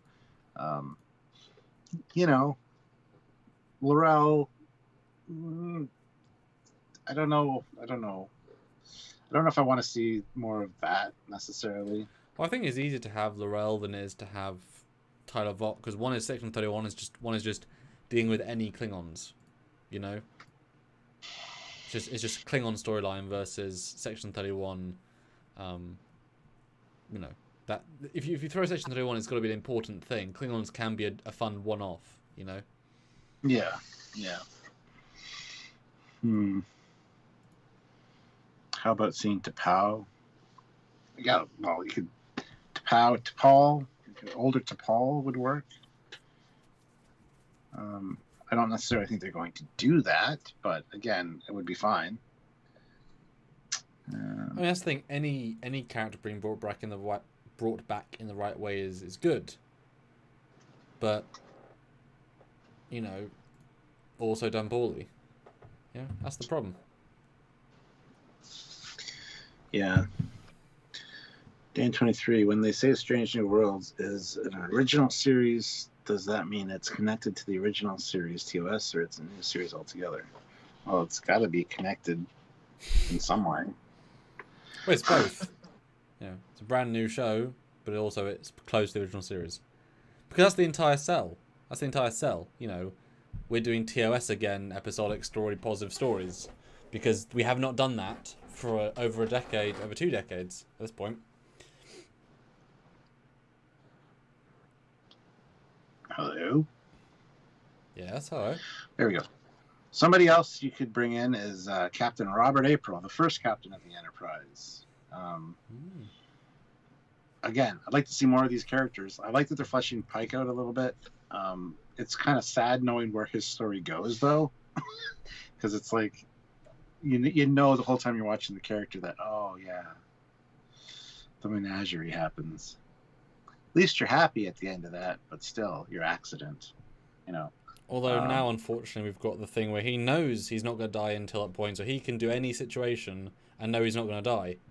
So he's completely immune to any danger, and he knows he is. So he's going to have a certain confidence for the next couple of years, which is a problem because there's no tension in any scene he's in, which normally there would be because he feels tension. But he's living a fake life. He's like, oh, I know that when I eventually join the academy, I'm going to get hurt. But until then, I'm totally immune. That's actually amazing plot armor. Yep. And I forgot all about that. And so will they, probably, because it's too MacGuffin-y. Because they didn't care in Discovery. They never care. They never care. You know, why would they care? You want this mission to be successful? I'll have to go on the away team. Yeah, as long as I'm there, as long as I'm on the ship isn't getting blown up. You know. One of us will. Well, at least I'll survive. Well, at least I'll survive. I guess you'd have to do that, wouldn't you? You'd have to say, "Oh, I know I'm not going to die, but everyone around me could." Yes. But still, it would take. It's like you're playing a video game. You know, I know I'm not going to die for 3 more levels. But actually, though, that could be dark as hell. But he could always do the thing where, say, by episode 4, he's clearly pointed at, like, he's clearly shown his this confidence, this cockiness. He pulls out a phaser and shoots himself in the head. But the phaser doesn't go off because the phaser is like, wow, the phaser broke. He asks second in command, security to come out. He puts it on his head. Oh, it also broke as well. He's testing the idea of time fate. And he's like, Doctor, I've shot myself in the head 19 times, 19 phasers, and every single phaser errors. What is this? If you want to go really dark with it. Well, I don't think they'll go that dark. I mean, I Oh, can't no. throw the phaser to his head. Well, but I see what you're saying. But that's also the problem. Like, you can't say a time crystal thing. Well, the problem is we've got the idea of time being linear, but Discovery changed the future. So you can change the future, so did Endgame, but we also know that TOS happens and Pike happens, so you can't change TOS and Pike because otherwise TOS can't happen. So there are some things locked in. But you can if it's a different universe or different reality. Well, that's and that's the whole thing, like the Discoverse, right? It's anyway. Okay. Alan puts in $5. Thank you. I have a little prequel fatigue. Maybe could have taken place after Nemesis. Mount could have still played a descendant of Pike on the Enterprise F. I don't like that. Descendant of Pike. Doesn't work for me. Sorry. There's a certain pandering there. Whereas a lot of pandering there, in my opinion. Because you could argue it's also pandering to bring Pike back in. I mean, obviously it was in season 2, but to give him his own show as Pike was a direct response to the fans. It's the first time they did what the fans asked for. The first time. So let's not take away the joy of them actually doing what we all said. And obviously it's a purely selfish thing because they knew we'd pay for it, therefore they were going to make money, therefore it was worth doing. You know, but... I mean, you know, I would be fine just like with Michael Dorn playing several like Worf descendants. If they wanted to bring Anson Mount into Picard season 2 as a second cousin 13 down the line and have him be very different acting, that would be fun. You know, Lieutenant Commander Pike of the Gen Hay, and that's fun. Sure, why he's on contract. But then it's more of a fun part of another thing rather than a dedicated, at that point just have Anson play a different character and, Yeah, exactly. Dan says, how many years before TOS is this show? At least 7, 8 years before. We got TOS season 1 and then other seasons. I think it's like 7 to season 1, 6 or 7. But that's assuming it's, the same day, but they're clearly going to jump time a little bit. So honestly, I think we might get to like 5 years to season, or at least like the second pilot. Because that's the thing, they give themselves a really shitty deadline. They only have so much time until they're going to cross over, and then it needs to look like TOS, and they're never going to do that, so they're going to ruin TOS even more. It's like, they did themselves a disservice. Yeah. Sergeant Montgomery, $2. A tie-in tie into Sam Kirk on the planet Deneva. Mm-hmm. Yeah, that's what we mentioned earlier. You could definitely have Sam Kirk show up. You could have his dad show up. You could have other characters related to Kirk show up. They're going to want to double down eventually and have Kirk show up, though. I just have a feeling. But yeah, they could actually. It would be great to get to know Sam for a minute, because even in Star Trek V, Kirk's like at the end of that, he's like, "I lost a brother once. Glad that I got him back." It's like, no, you actually lost a brother. You actually lost your brother Sam. Just saying. That line in Star Trek V always bugs me. But yeah. Fleet Paw Swiftback, $5. Never fear, the inedible Fleet Paw is here. And with 150 likes to boot, hashtag Strange New Worlds, hashtag May Fleet Paw Pay. Let's hit 200. We have 154 likes. If you haven't hit like yet, please hit like. Let's see how high we can get. Let's go for 175 to start. Ooh. And we need at least another $50 on Super Chats, but that's a minimum. So hopefully you guys can help us out, because we're only, we're just over halfway, so hopefully we'll get there just fine. So I think these casts, it's definitely a young-ish cast. Certainly gives me TOS vibes of multi-ethnic, multinational, which is great, good, cool, makes sense to this sort of show. When the crew is just the crew, and they don't all need to be the best of the best. They don't all need to be whatever. Just have them be good officers on a good ship, led by a captain who knows what he's doing. Although I don't feel like any of them are old enough to be chief engineer. Maybe the one on the right.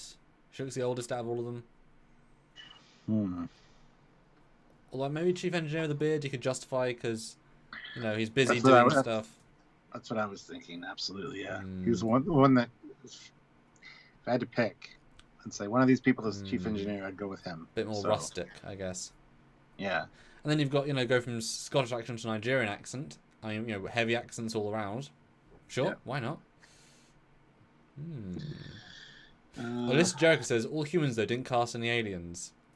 Well, aliens are quite hard to find. IFTL travel since lockdowns. We can't get aliens in.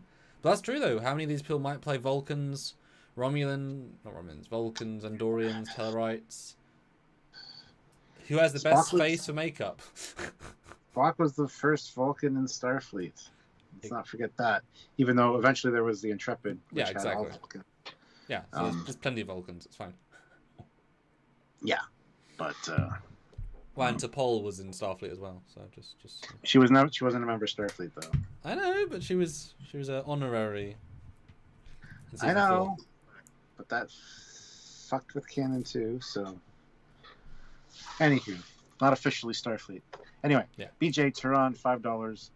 Turn the clock back to 2016. They should have done a #1 series set on Pike's Enterprise with black woman in the role of the first officer. 2016. As opposed to Discovery. But #1 was white, so that wouldn't work.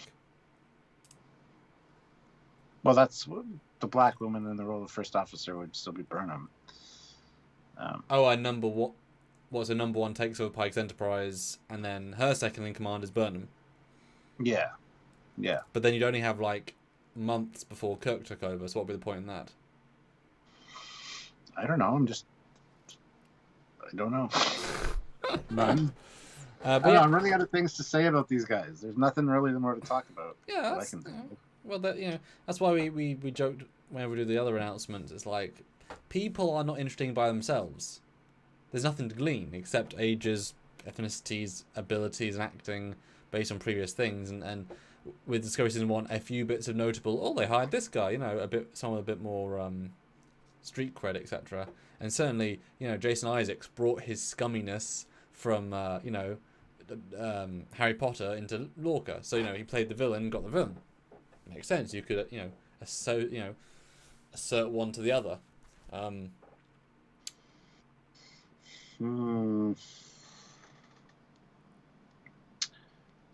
Admiral T'Pol needs to happen.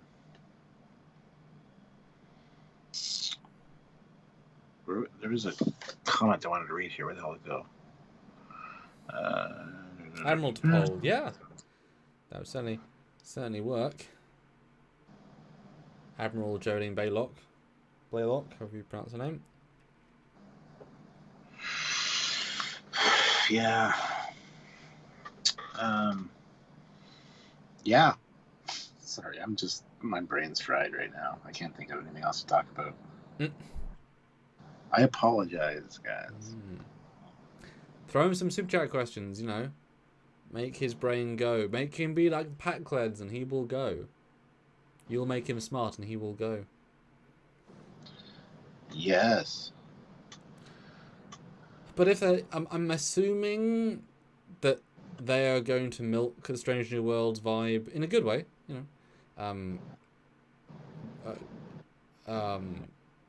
by having some sort of on-set teaser in the next sort of month and a half, 2 months. Yeah, I think we're going to get news for Prodigy and at the same-ish time. Yeah. I'm just trying to think when are the Comic-Cons that are usually on? Like usually if they're doing a virtual like New York Comic-Con or something, they'll have a panel for this stuff. But we're going to a lot more information. Just wondering when those are specifically. I can see well, see, that's the thing. I think Prodigy is probably going to be announced, at least a release date soon. I'm expecting the fall of this year. And it's going to be before Lower Decks, because the lead actress of Lower Decks said it is coming this year. So that'll be Prodigy first and then. But do you think they'll have those both animated back to back as a way of giving the other shows those 20 weeks to get one of them more done? Or do you think they'll pause in between to give them even more time? I would think they're probably going to put them back to back. Probably Prodigy first, then Lower Decks. Yeah. And then hopefully this will be early next year, like February, March kind of thing. Well, that's a quick schedule. Trying to be optimistic. Yeah, because we've also got COVID things slowing things down, and it's going to be interesting how we're going to start to see all these shows where you suddenly don't have groups of people anymore. There's no groups of extras. There's no big open scenes. There's no, courtroom scenes where there's groups of people. It's all going to be, hopefully, you would assume they could make it work on the internal set. Just everyone get jabs, everyone get tests, everyone can still interact. Because I would certainly hate if all these new shows feel as if they were filmed during COVID. They should last test of time. Not, why is no one touching? Why is everyone 6 feet apart? Why is there only 4 people on the ship at any given time? No. You work hard to make it feel like any other season. They've been doing that with other shows, like Magnum PI and stuff. It's not dated at all. There's nobody wearing masks. Like they're trying very hard to not have that be a thing. Whereas I saw another cop show where they were actually wearing masks. At least there was some cop breaking into some building. I'm like, oh wow, their acting looks great. I can't see it at all. What a waste of someone's acting. Like the Connors, which is the Roseanne spinoff. They're embracing the COVID thing. They're having masks when they go out and stuff like that. So, it works if it takes place now. Then you make it one big look. It's now, but anything, there is no future COVID. End of story. And it'd be very sad if, Yeah.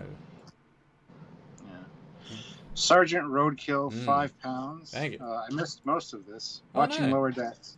Oh, well, that's okay. Do we know if we will get some alien crew? Don't know. We'll probably have at least one. Like we know from that era, there's basically not a lot of alien mixing around, because even like we talked about earlier, the Intrepid class, all Vulcan crew. So I don't know if they're going to continue that for this feel for this show, but I would like to see 1 or 2 aliens at least. We don't need a lot. We don't need every second character to be an alien. But it depends how they approach canon. Either screw it or embrace it. I kind of like the idea that there is other alien Federation ships where they have a majority other alien crew because they do specialty things. How fun would that be for Pike to beam aboard a full Andorian ship and we're suddenly treated the same sets, repainted, and there's literally same amount of extras, all Andorians. And what would be kind of funny if they're actually the same extras that are on the main Enterprise set, but now just Andorian makeup because it's so different. Like, same 30 extras you always hire, just now Andorians. And then it's just like, wow, this is a really stark difference. That's really kind of cool, And now suddenly got all these special, and they can speak in Andorian because no one's translating, are they? As in, that'd be kind of fun. I mean, it'd be weird because it's United Federation of Planets. Why have you got segregated ships? It kind of goes against that. But by the same token, you could argue, well, what if the cruise ship needs a certain role, a certain job, and having a mostly Andorian, fully Andorian crew just works better. I think it works better for smaller ships. Like, why the hell do you have a 230 crew that's self-selectingly only one race? It makes sense for like a 50-person crew, a small cruiser, a frigate, science vessel. I think that fits really well. Why not? It's just from their planet. It's a specialist, because then you have the Federation be a unifying organization that then can assign a team from a different planet. You've all got specialists, etc. Yeah. I mean, the TOS thing with the Intrepid was an oddity until like FASA. FASA kind of picked up that mantle a little bit because the Andor class was a ship designed by Andorians, primarily staffed by Andorians. So I don't know how they justified doing that segregation, but it is kind of something that was a thing. I don't know. But also, we're mostly humans in Starfleet, which is always the case because we only see the human branches because that's where makes sense. Australia is not real. Just ask a flat earther. It's in $5 Australian. You don't have to worry about the new series. The writers have promised that they seen at least one episode of Doctor Who. Oh, okay. That's a problem. Have you seen the new Doctor Who? It's not good. I haven't watched any of it, so does that tell you anything? Yeah. Literally, the last 5 episodes of the last season, we chose not to watch live because they were so poor quality. For the very first time since 2005, we were like, oh no, we're just not gonna watch it on Saturday. We'll watch it when we get to it. Yep, and we watched all 5 in a row, and it was much better that way because you didn't have to think. You just, whatever. Next night, watch the next one, don't dwell, who cares? And then, yeah. I mean, just, it's not very good. Yeah. Joe Real puts in $5. Thank you. Pike says, I'm going to step outside for a spacewalk and get some fresh vacuum. Back in 15. Fresh vacuum. And he could do it without a spacesuit because he knows he lives. Ah, that's true. What cosmic... I mean, that would be a whole weird thing, but that could be, a way of having the, a season arc. It's like, I know I'm not going to die. What does that really mean? The way to fix that, though, is have those memories fade. And I love that. Be part of a nightmare. He wakes up. Oh, that's brilliant. He eventually forgets about it. He gets flashes and like visions or nightmares. That's the perfect way to solve that problem. So. Yeah, because the time crystal energy, yes, I just said that, time crystal energy, fades in his brain because he can't keep hold of future memories. And so he has this dread of the future, but at a certain point he's just like, well, that's just life. Everyone has dread of the future, right? Everybody has, yeah. And lots of people do. Yeah, that's brilliant. And then, maybe he goes, like in episode 7, they fly by a planet that has a certain radiation that re-triggers the memories, and then he suddenly has to deal with them again. And how does that yeah, that's brilliant. Because that's a bit shitty to know you're going to die anyway. But it's also space magic crystals. Yeah, that's perfect. I really hope they make that now, because that is the best way of fixing that. Basically, it's Khan's blooding it. Yeah, Everyone forgot. Yep. That's brilliant. Love it. Love it. Aeon $2. Sorry. Any guesstimates on when it will air? Wow. Mid 2022, I think. I was hoping for early, like February or March, but that is a quick turnaround time if they're just starting filming. So it depends how organized they are with the COVID stuff. If it wasn't, it'd be 9 months, but that's going to slow everything down unless they obviously change the scale of it to be smaller. And obviously the wall, if they do a CG wall, that will cut post-production time a lot. Like Mandalorian is out like on the docket really quickly because you spend more time in pre, but then you spend almost no time in post. There is no post, you just do color grading and most roto work.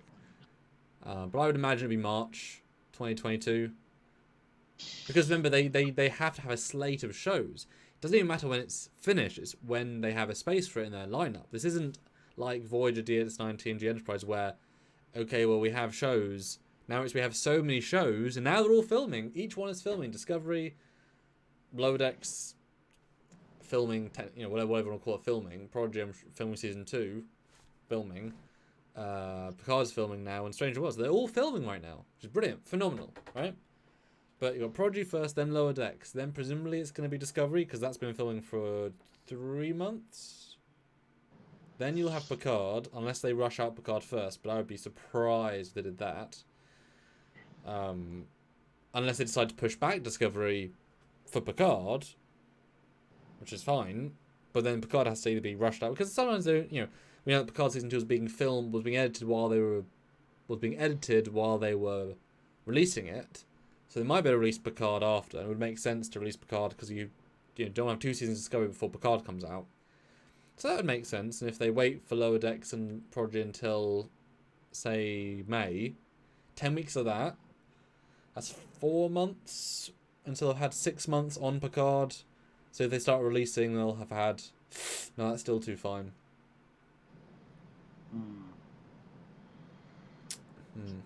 But I can see them having shows over Christmas again. I think they'll have... I think we're gonna get some shorts early next year. Ooh. Probably the release of the show will be in the fall. That's my feeling, but I don't know. It depends if they want to get Discovery or Picard out first, because they'll come before Strange New Worlds, unless they really want to get that out first. Which case because you could, if you rush it, and then to be fair though, just like TOS, if you have very little CGI, if you just had on the sets, and ground it a lot, then you can obviously release it earlier. Because you film episodes, you do a bit of post, you release it. Maybe they'll do that because it's been such a lot of hype. And if you're desperate to get new subscribers to the Paramount Plus, then you need a new show. Because people are jaded for Discovery, Picard, and they make their minds for Lower Decks or not. Prodigy isn't going to get people the same way a real live action show would. So if you're desperate for Paramount Plus people, then having this show come out sooner rather than later, that's going to be the driving force to get people in, and they need their boost of money. So they could do, yeah. If they're really, because at the end of the day, it's all about the money. If you put in the money to hire more post-production people, you can get it done quicker. But that's if you hire more people, Yeah. Mario says they shouldn't acknowledge the events of Disco at all. Start fresh, no war, no time crystal. Yeah, that'd be great. Yep.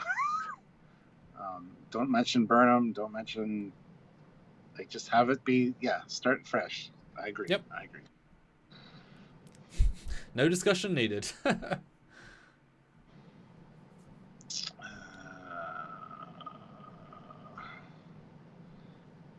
Ooh, the Snyder Cut's in 3 days. Oh, I don't know. I think we're gonna get 2 animated shows this year at least. Yes. Like I said, there's probably gonna be some shorts early next year, or even this fall. I can see them putting some shorts out this fall. Shorts could be interesting, yeah. Just to kind of tide us over, short trips. But no, shorts. They've announced they want to do more, but obviously you got to also have a lot of your fundamental main content if you keep side doing content. But shorts are easy, really, really easy, especially if they're all in the same sets. Yeah. No, that could be a very smart idea for them. Well, it'll be good to tide the fans over. I would love to see a Pike short announced. But then, is there how much value added? Especially if they also could sell them as Blu-rays, which they've done for other shorts. If they say, okay, we're going to make 6 Pike shorts on the standing sets, is that how you want to reveal the costumes and the characters? Or is it better in the main show? Obviously in trailers first, but is there value added? Because then if you did a new short for each of these new cast members, imagine that. They do the Pike Series 1 short, and it's 1 on each character, and that becomes all the prequel stuff to the main show while they film the main show. That could be good. I'd be down with that. Yeah. How each character came to the Enterprise or met Pike would be good. That would be fine, actually. A prequel to the main show.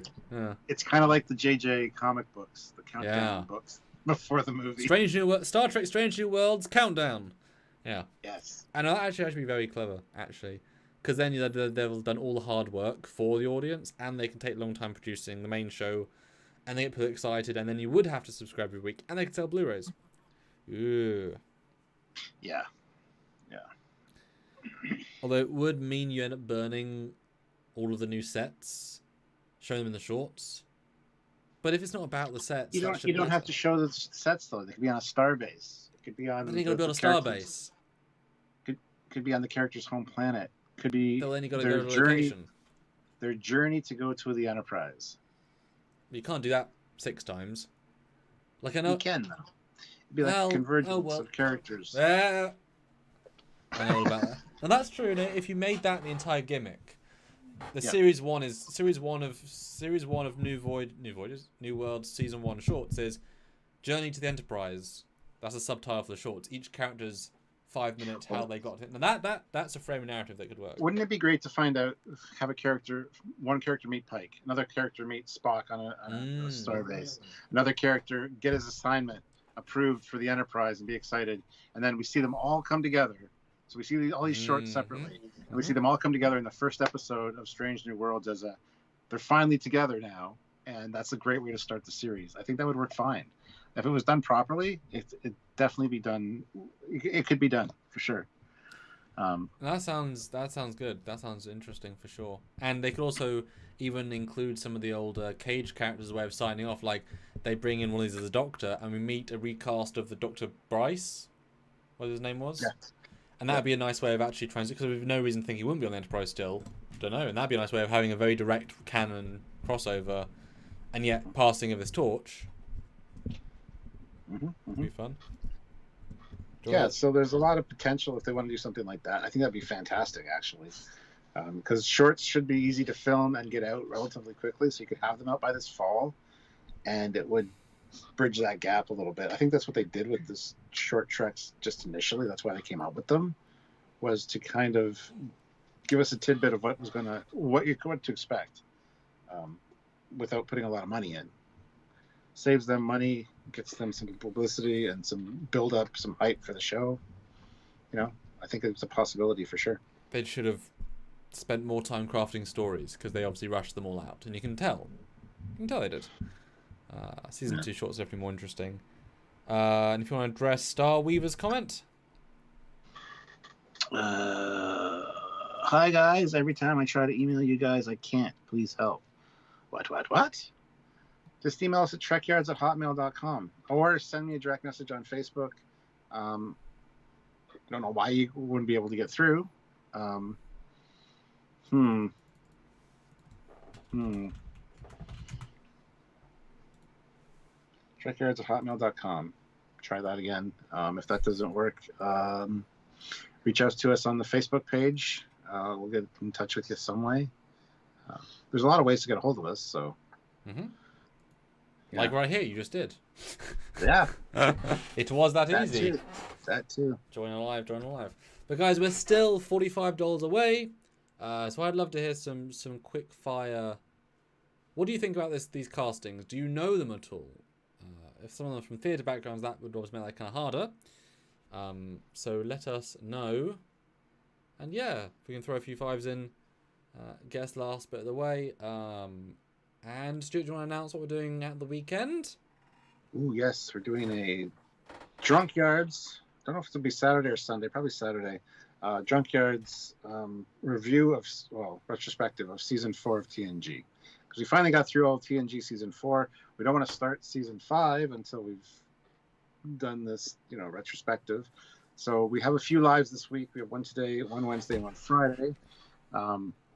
Not sure of the topics necessarily, but we'll have a few lives this week, and then the weekend we'll have our Trekyards, so you guys can tune in and hear our thoughts on season 4 of TNG, because it was pretty good. It was a pretty good season. So.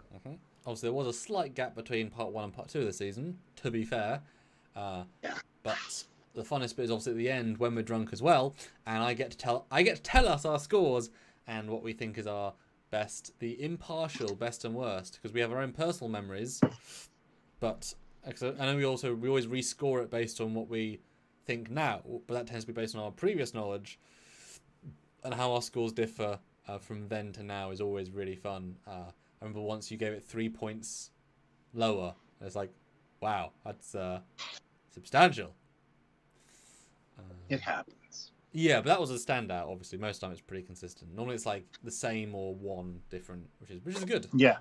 And then obviously we'll be doing the and this will either be for the DS9, Voyager, TNG, whichever we do. We tend to do a the pitch meeting style one where it's again drinking, because that's really fun to do that way around, where we go through the entire season. We only take the title.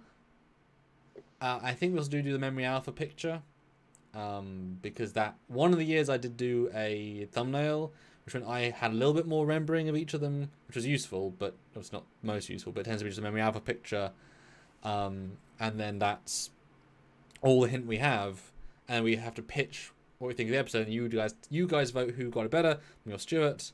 And as is the consistency, Stuart knows them more generally because he watches them on TV, whereas I remember the ones I remember much better because they're the ones I like for a reason.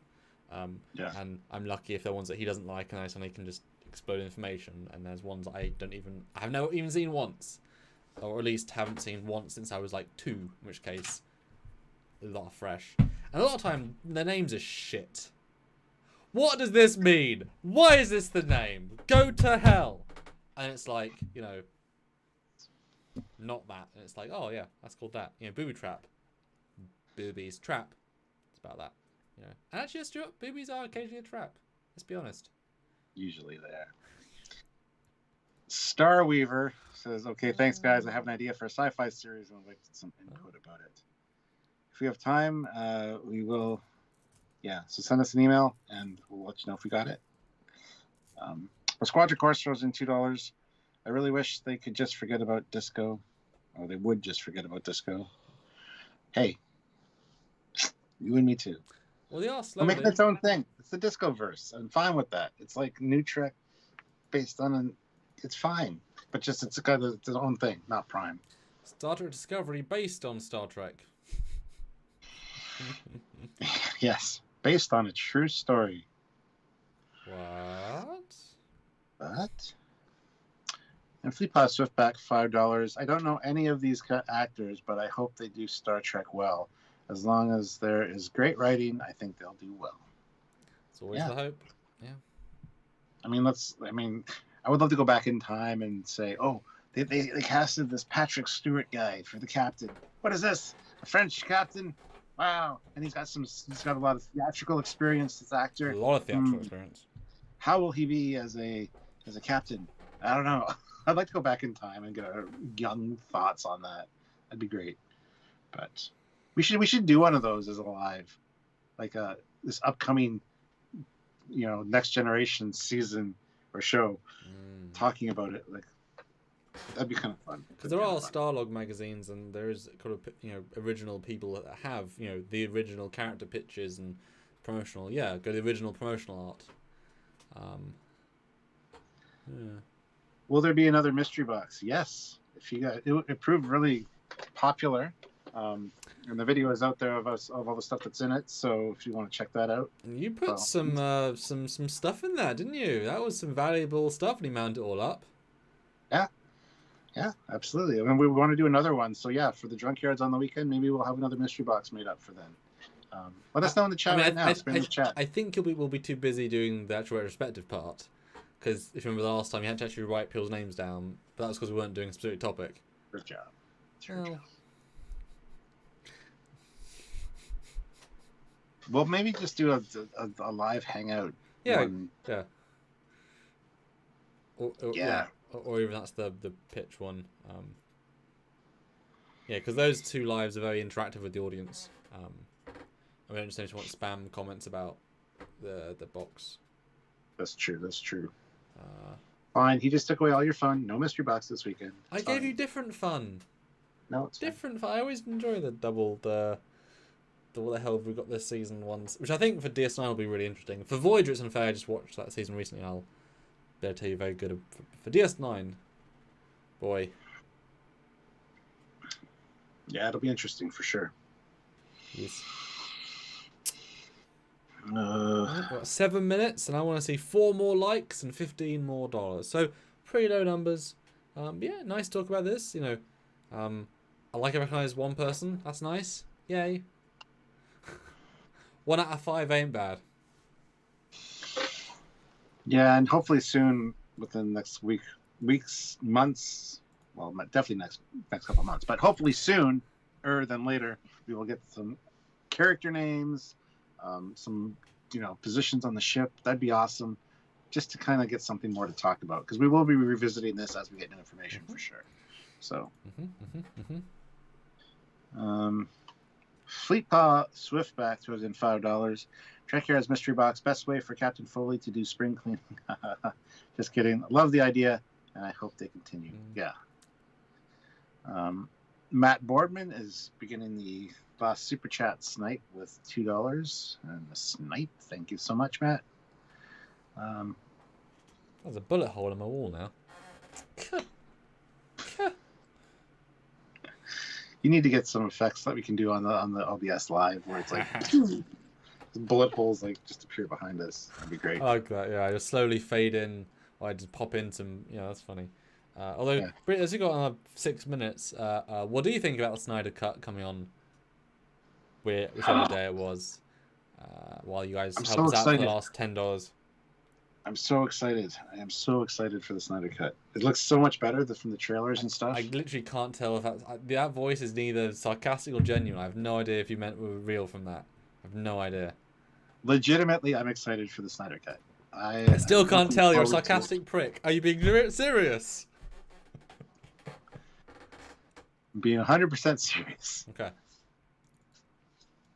I'm excited for it, and I can't wait to watch it. Apparently, it's super long. And I'm fine with that, because from what I've seen of it, the trailer looks great. Steppenwolf looks actually much better.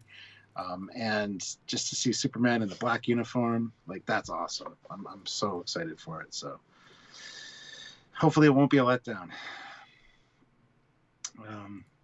Unexpected bagel.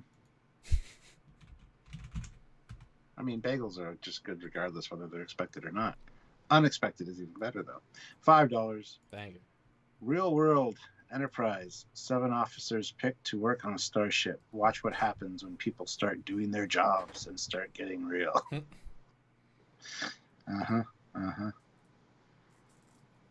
Fleet Paw. Okay, Trekyards. I'm lame. What's the Snyder Cut? Oh, it's Zack Snyder's cut of Justice League movie. He was the original director. They got taken over, and he had a bunch of stuff filmed for it and an idea for it that most of it was cut out and totally changed the feel of the show. Movie, so. Yeah, because he did Man of Steel 1, which was mediumly well reviewed, but not what people wanted, just something. And then pretty much no one liked Batman vs Superman, and I think it's a crap film. And so by that point, they were already filming the next film while they were doing that, and so the backlash was like, well, why would we want Justice League by the guy? And then he both got fired and left because of his son, but also fired because they didn't, they both coincided. Then Joss Whedon came in and re-filmed about 70% / finished the rest. I mean, it was retweet the script. He'd obviously just come off Avengers 2. Avengers 1 obviously incredibly good. Avengers 2 I don't like as much, and he made it much more light, or at least more, character-y and not as dark for the sake of it. And I thought Justice League was much better than Batman vs Superman, like much better. So I'm saying, I think we all forget how bad Batman vs Superman was, and if this is his original vision, like he doesn't make good movies in the DC universe. So while this is it's a 4-hour piece, which isn't really a movie anymore, he has more time to shine. Like, it's still him, I think it's a discussion we should have during a live after we both watch the Snyder Cut. Yes.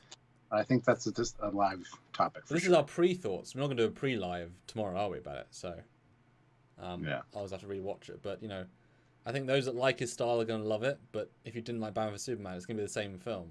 Because he even said he hasn't watched the other Justice League. I think that's a lie, but, whatever. Like, has to be a lie. Yeah, you're not going to not see it. Otherwise, it's still the same script up to a certain point. It's still the same basic story up to a certain point.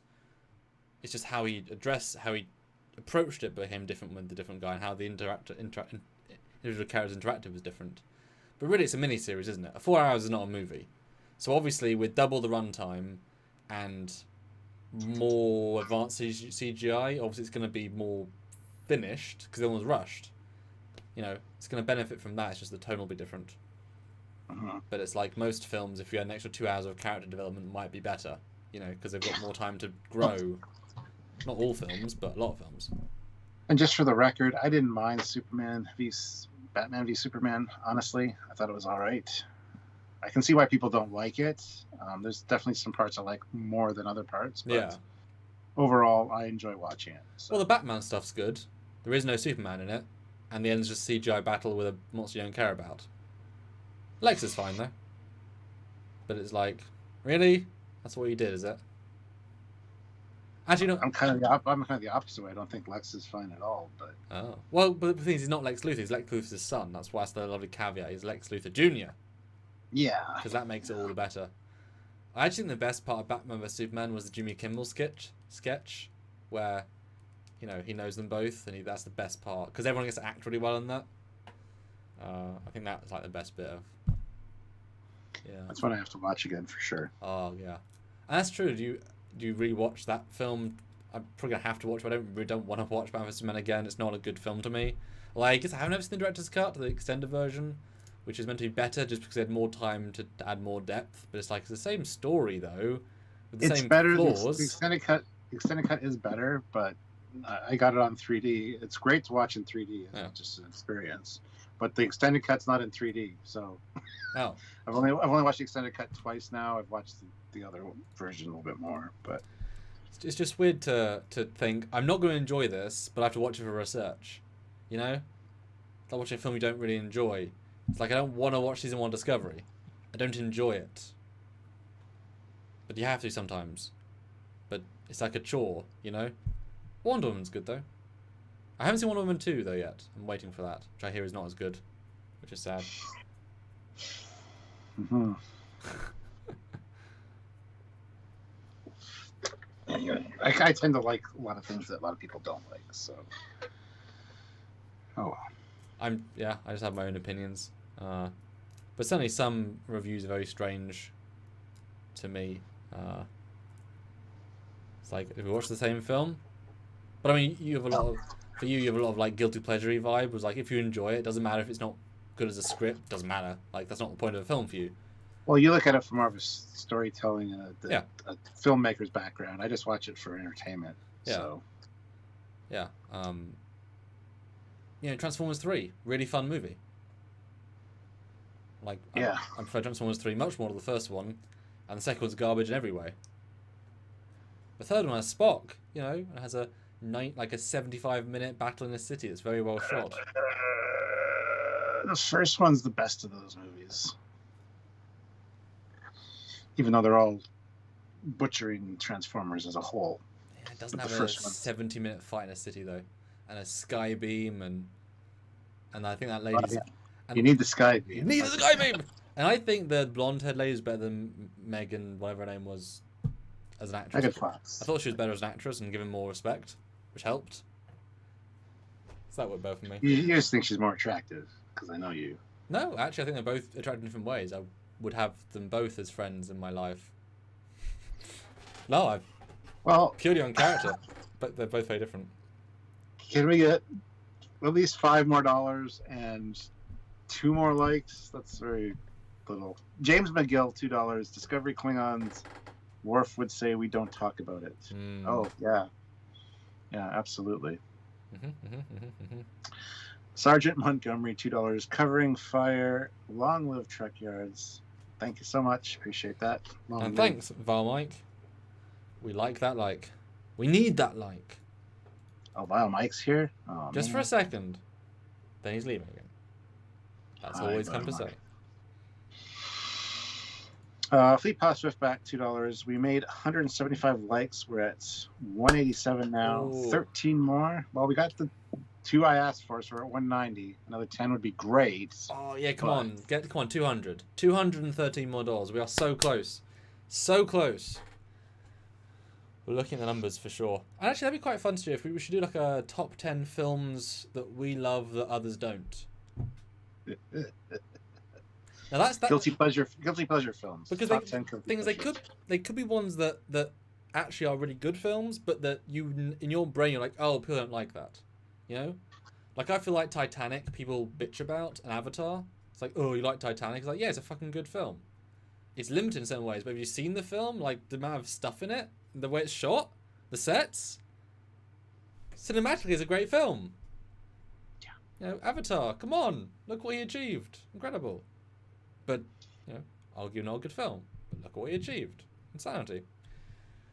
What do you guys think? Would you watch? Would you join a live where it's our 10 not like our 10 favorite films, like 10 films that we like that maybe aren't like universally liked? You know, the title should be top 10 guilty pleasure films. Okay. Or something simple, but yeah. Put now. What do you think? What do I think? I think it's a good idea. Oh, thanks. Stuart, write it down because we will forget, and you've got a little poster for that. Oh yeah, you're right. Because you're the holder of the ideas. That's scary. Never watched Titanic. I know the ending already. Yeah, but you know the ending to every rom-com is they get together. Every action film is the villain loses. Every sci-fi is the baddie gets defeated. What's the difference?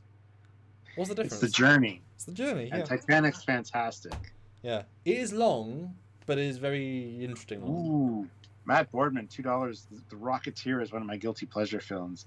Hell to the yes. I love The Rocketeer. Yeah, never seen that one. Never seen it. I've watched a Red Letter Media review of it, though, and they liked it. I enjoy it. It was one of my favorites when it first came out. I don't know if I call it a guilty pleasure film, though, because I think a lot of people really enjoy it. So, from what I remember, it's a film that didn't get much traction at the time, but grew over time. Because you can have a film that doesn't get much people know about it, but it's not bad. Just didn't get the distribution it was deserved, and then people find it afterwards. But you can never, after your initial blockbuster run, if you don't get the zeitgeist, then it's really hard to go mainstream after that because you've already had that's the big push. It can still be universally loved, just less people know it exists. Yes. Which I think is fine. Yeah. 194 likes, 6 more likes, guys. Come on! Actually, 6 more likes and $20 would be awesome, but if we can't, that's fine. That would be a hell of a rounding up. That would be great. Paul doesn't like Avatar? What? I hate it. Avatar never has so much work gone into some spectacular 3D represents such two-dimensional characters. There is no way a real Marine colonel would ever act that way. But Unobtainium. It's a great name for something. I mean, most character movies are 2D. Because they have limited time to tell them. No, I'm not making a joke there. We're 2D right now. We are. It's just they focus more on the overall story than the characters. But I liked Jake Sully. I liked Nira T, whatever her name is. I liked all the characters fine. I liked Sigourney Weaver. I liked the General. I like them all.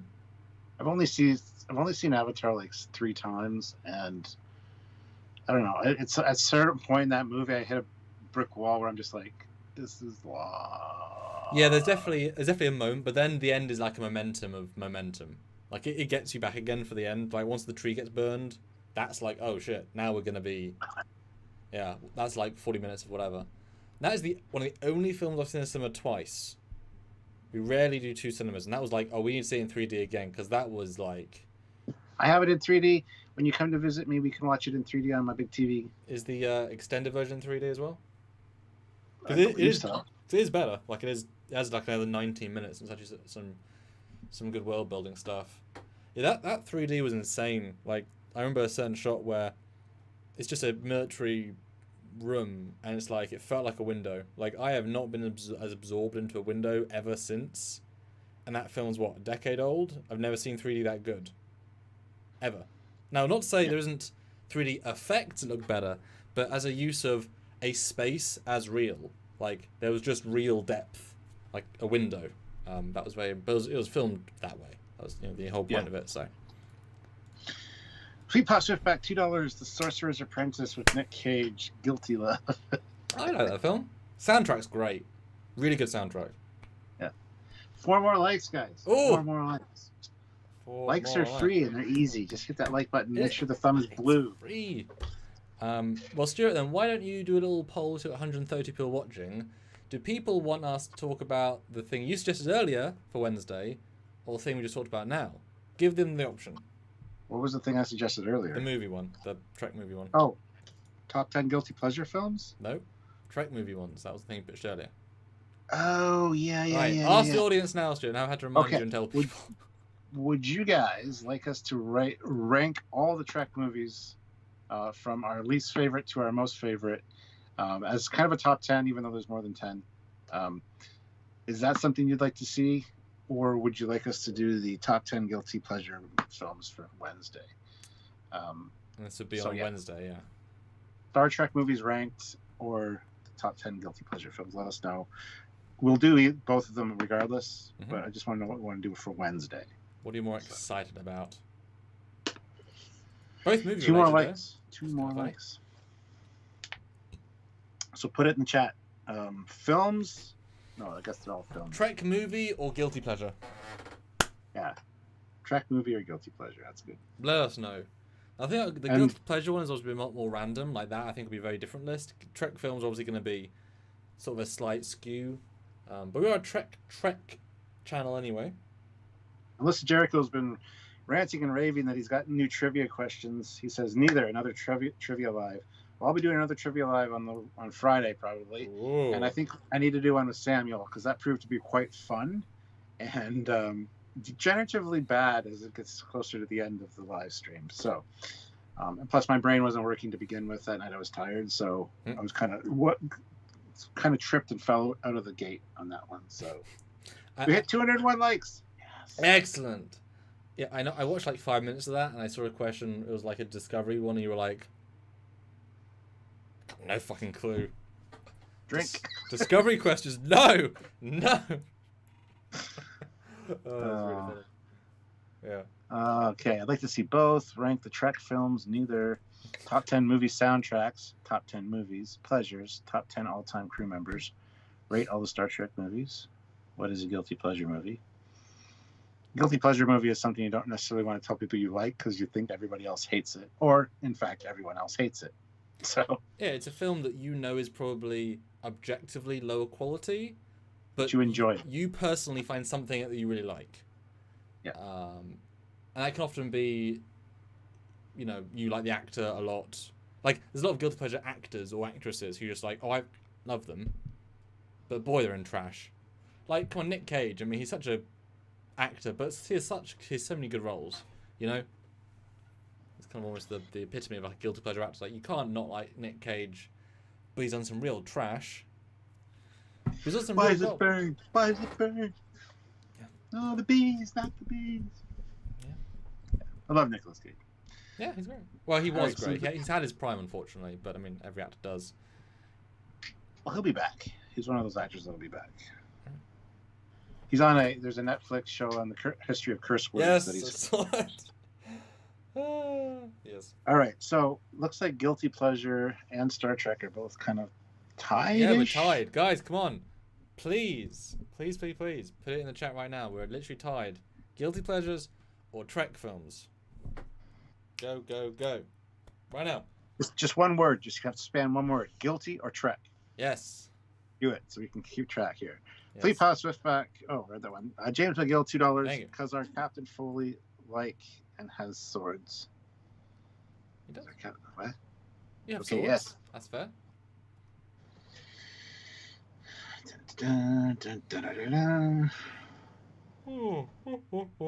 What? Like the battle score, Sumi.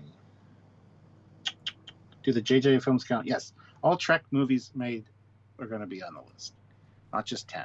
We're going to rank them all. So we got Trek. Come on, guys. Trek. Guilty. Trek or guilty? Guilty pleasure or Trek films? Vote now or forever hold your peace. So far, Trek's winning. Guilty tied it. Then Trek winning. Guilty pleasure live or Trek films? We're neck and neck, guys. And Trek, and then Guilty and Guilty. Goddamn. Oh, now Guilty took over. Goodness. And keep in mind, you're going to get both of them. Just this is for Wednesday. Yes. It basically is the power to move our lives. You know. Yeah. Trek. Guilty Trek. That's funny. Trek. Can we do both? Well, we will do both, Marcus, just not both on Wednesday. We'll pick one day for one of them. So we're just talking about Wednesday now. What do you want to see next? I don't even know which one I'm committing to yet. It's still very half and half. First super chat.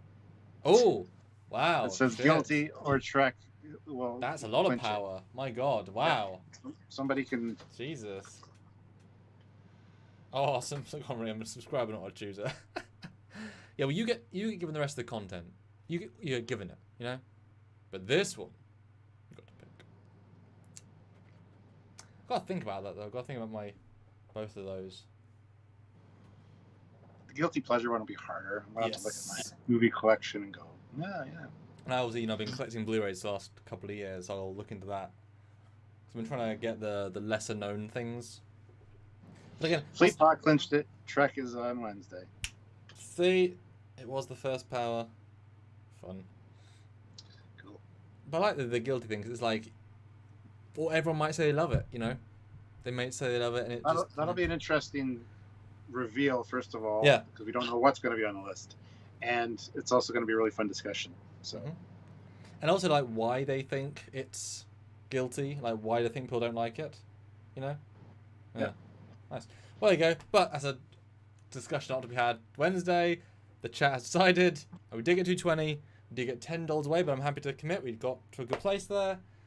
So we'll see you on Wednesday. And if you have not seen it, go see the Saturday's episode on the Voyager J, well, the Janeway class Voyager J, where we look at Janeway class Voyager J in some pretty fun detail, which we followed up at some point by a direct comparison with the original Intrepid class and a direct size-based episode. We knew that the Voyager would be a big discussion, so we wanted to save the scale side, because that's also another big discussion for another video, kind of focus on it.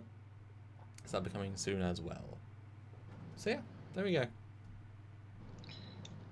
And Dan's giving us some good ideas. Top 10 canon ships. Top 10 concept ships. Well, you've obviously got to say top 10 canon ships excluding Enterprises. Non-canon ships, he said, sorry.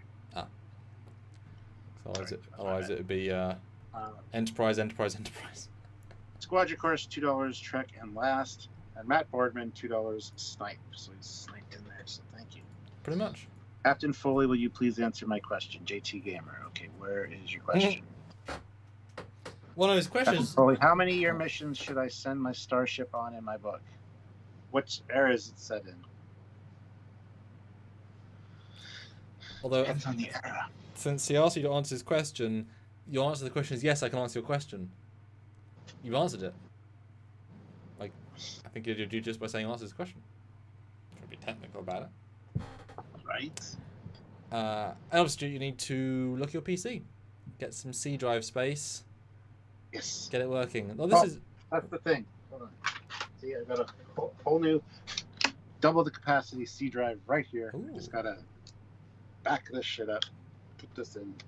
How big is that then? Terabyte? What is this one? This one's only 500 gigs. The other one, then there's 125. Ooh, wow, you've been running on that? Oof, that's hard. That's my C drive, yeah. Ooh, you've been slumming it, man. Shut the fuck up. Now that can fill up so quickly. My first one had that, and I was running it less than 20 gigs for like 2 years.